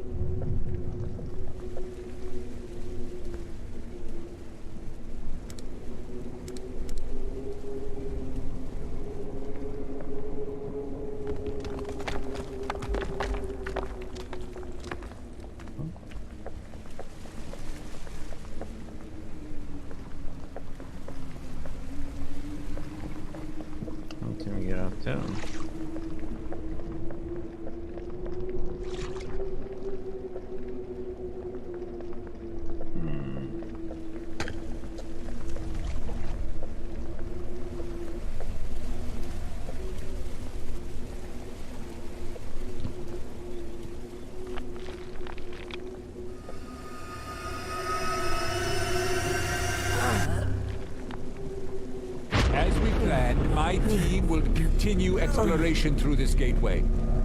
Other expedition parties can commence when ready.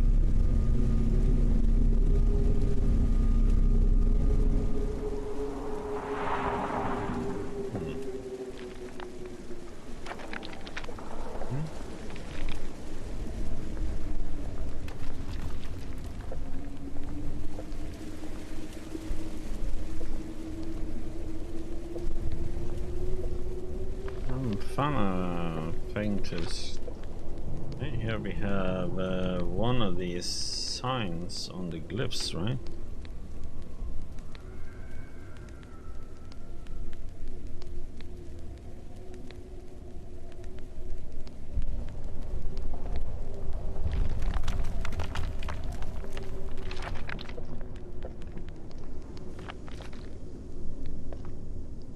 Looks like something's missing here.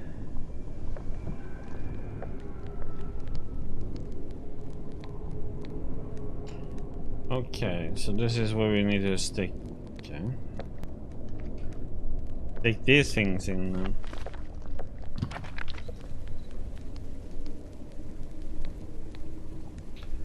Okay, so we have one here.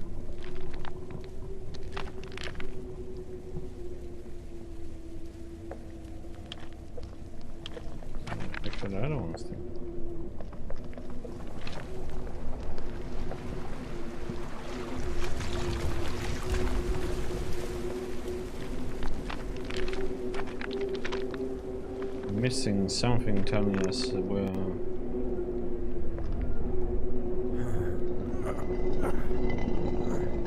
Okay. Grave robbery on higher level.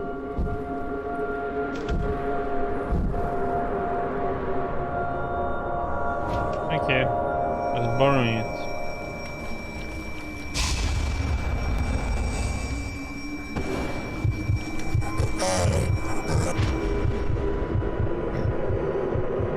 Okay, sir. Take calm and rest. I'm just gonna go grave robbing a little bit now.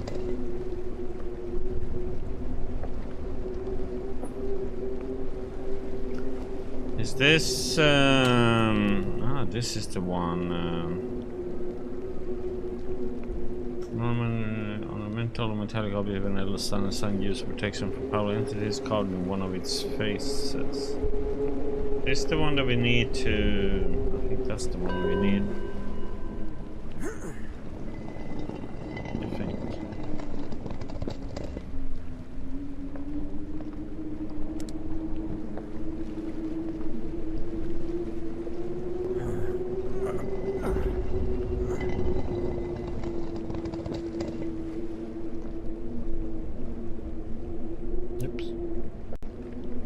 Pressing spacebar to jump, then it's like damn habits don't die. I thought I saw something up there. I wanna check these things. Check around down here first. There's anything more.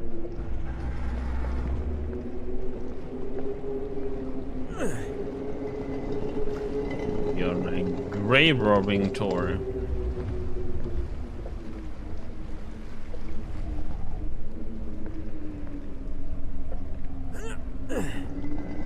There's nothing in there.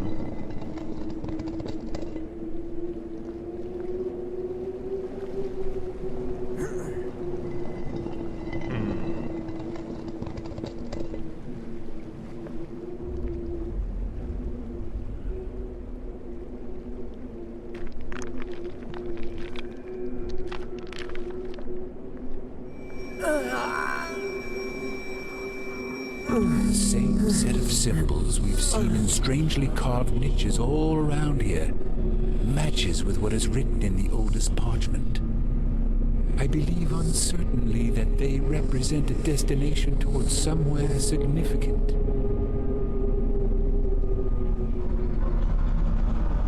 Okay, so it's this one.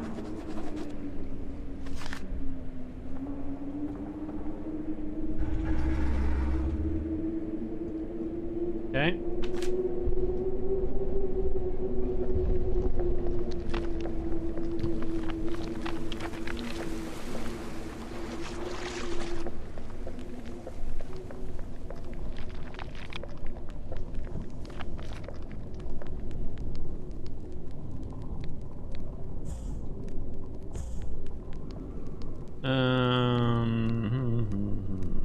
Up one.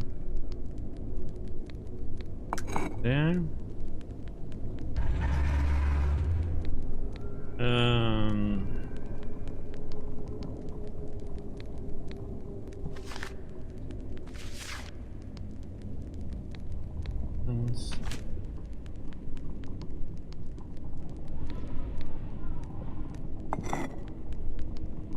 Oh.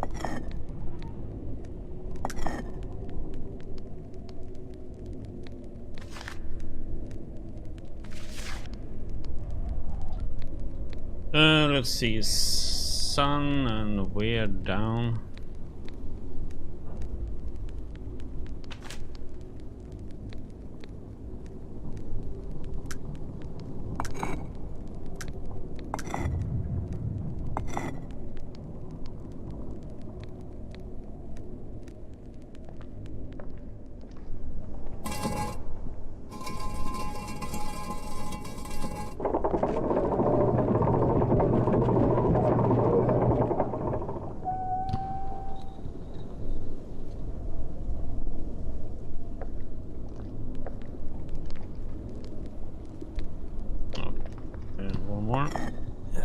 stuck.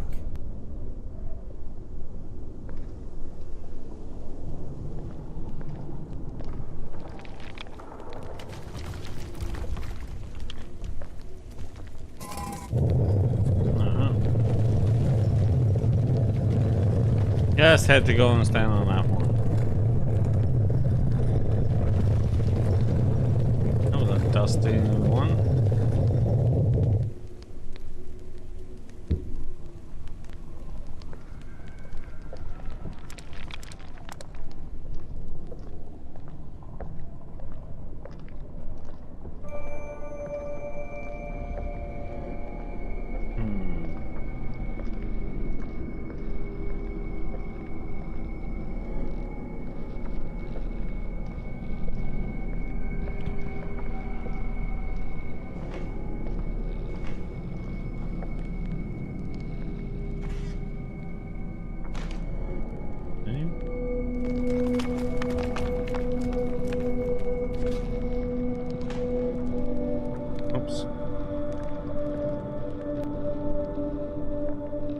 Hello.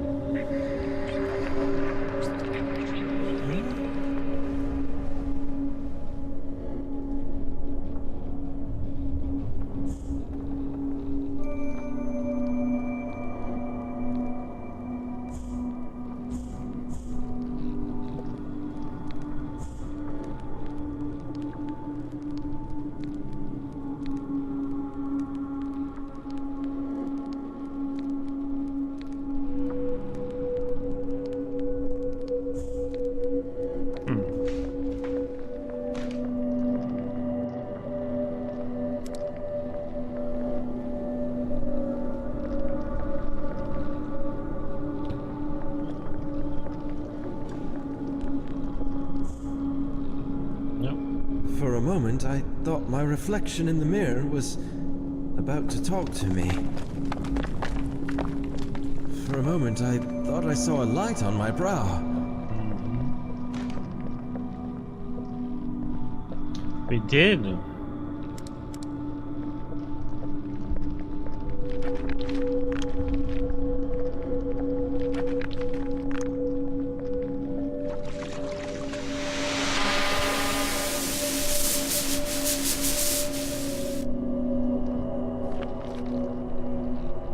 Frank, can you hear me? Yeah. Oh, thank God. Yes, I can hear you. Finally. It seems the effect of the mixture starts to wear off. Frank, heed me carefully. Time is running out, so I must be brief. Where exactly are you? Dr. Faust, is that you? I'm inside the caves below the base. Where are you? Listen, I cannot talk much. I know that you are having trouble remembering, but you must keep going. Use one of the submarines and follow the light.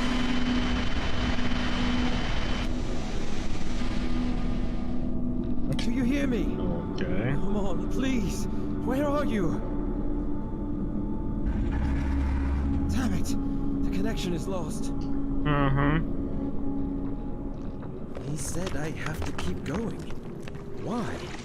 Where are they?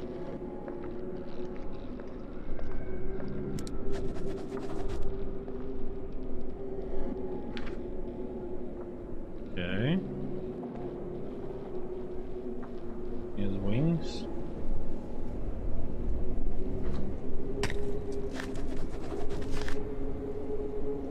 It's possible to assume that due to volcanic activities in the Earth's crust, the climate here is humid and temperate, but we don't know exactly whether this is the case.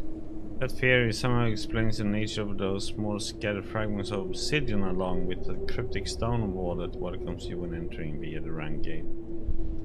In no science, we cannot fully grasp most of the phenomena happening around us. No apparent sign has been left behind indicating the true motives of the carvers of these conceivably old cabins. What I'm sure of is this place holds something strange. Grasping the soul here firmly in both hands gives me a rudimentary sensation I cannot translate into words. Something I'm sure no other modern man has hitherto perceived. You already have one. But those maze-like tunnels flooded at some point in time, or were they carved underwater? This was the main topic of debate at last night's meeting, and what Dr. Faust hinted at on various occasions, studied from a dark leather-bound book, was too frightening, at least for the ones who could understand the underlying links. The megalithic statues on its standing stones and the flat areas of polished rock we could see at some points made us think that this place could be a religious temple complex of some sort. Cannot imagine what it looked like in former days, for now it lies in ruins, bare and without any sign of underwater fauna or flora. We have finished tweaking submarines one last time, and again they are ready enough for the next uncertain voyage ahead. This time we will also mark the way with light sources to make it easier for later expeditions.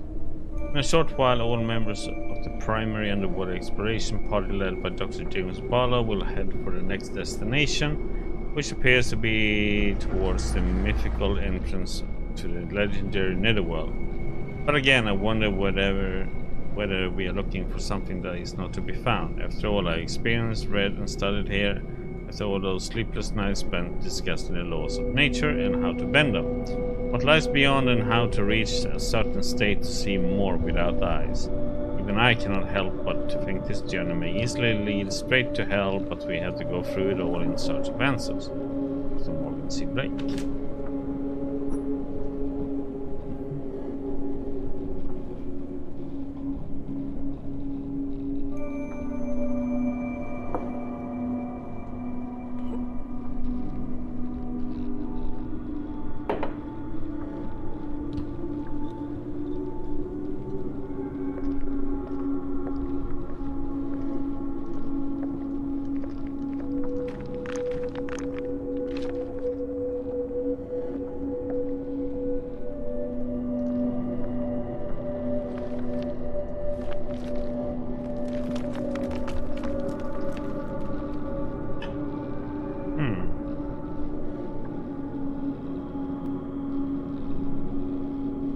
Small version of the gigantic statue I saw before. It is beautifully carved out in metal I can't identify. Additionally, it looks like it was made true to the minute details of the bigger one.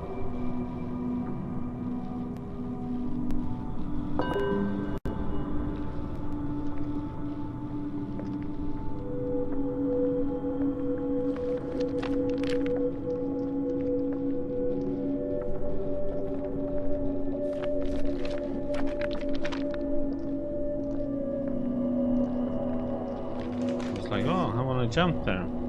Go. That's the inventory button, buddy.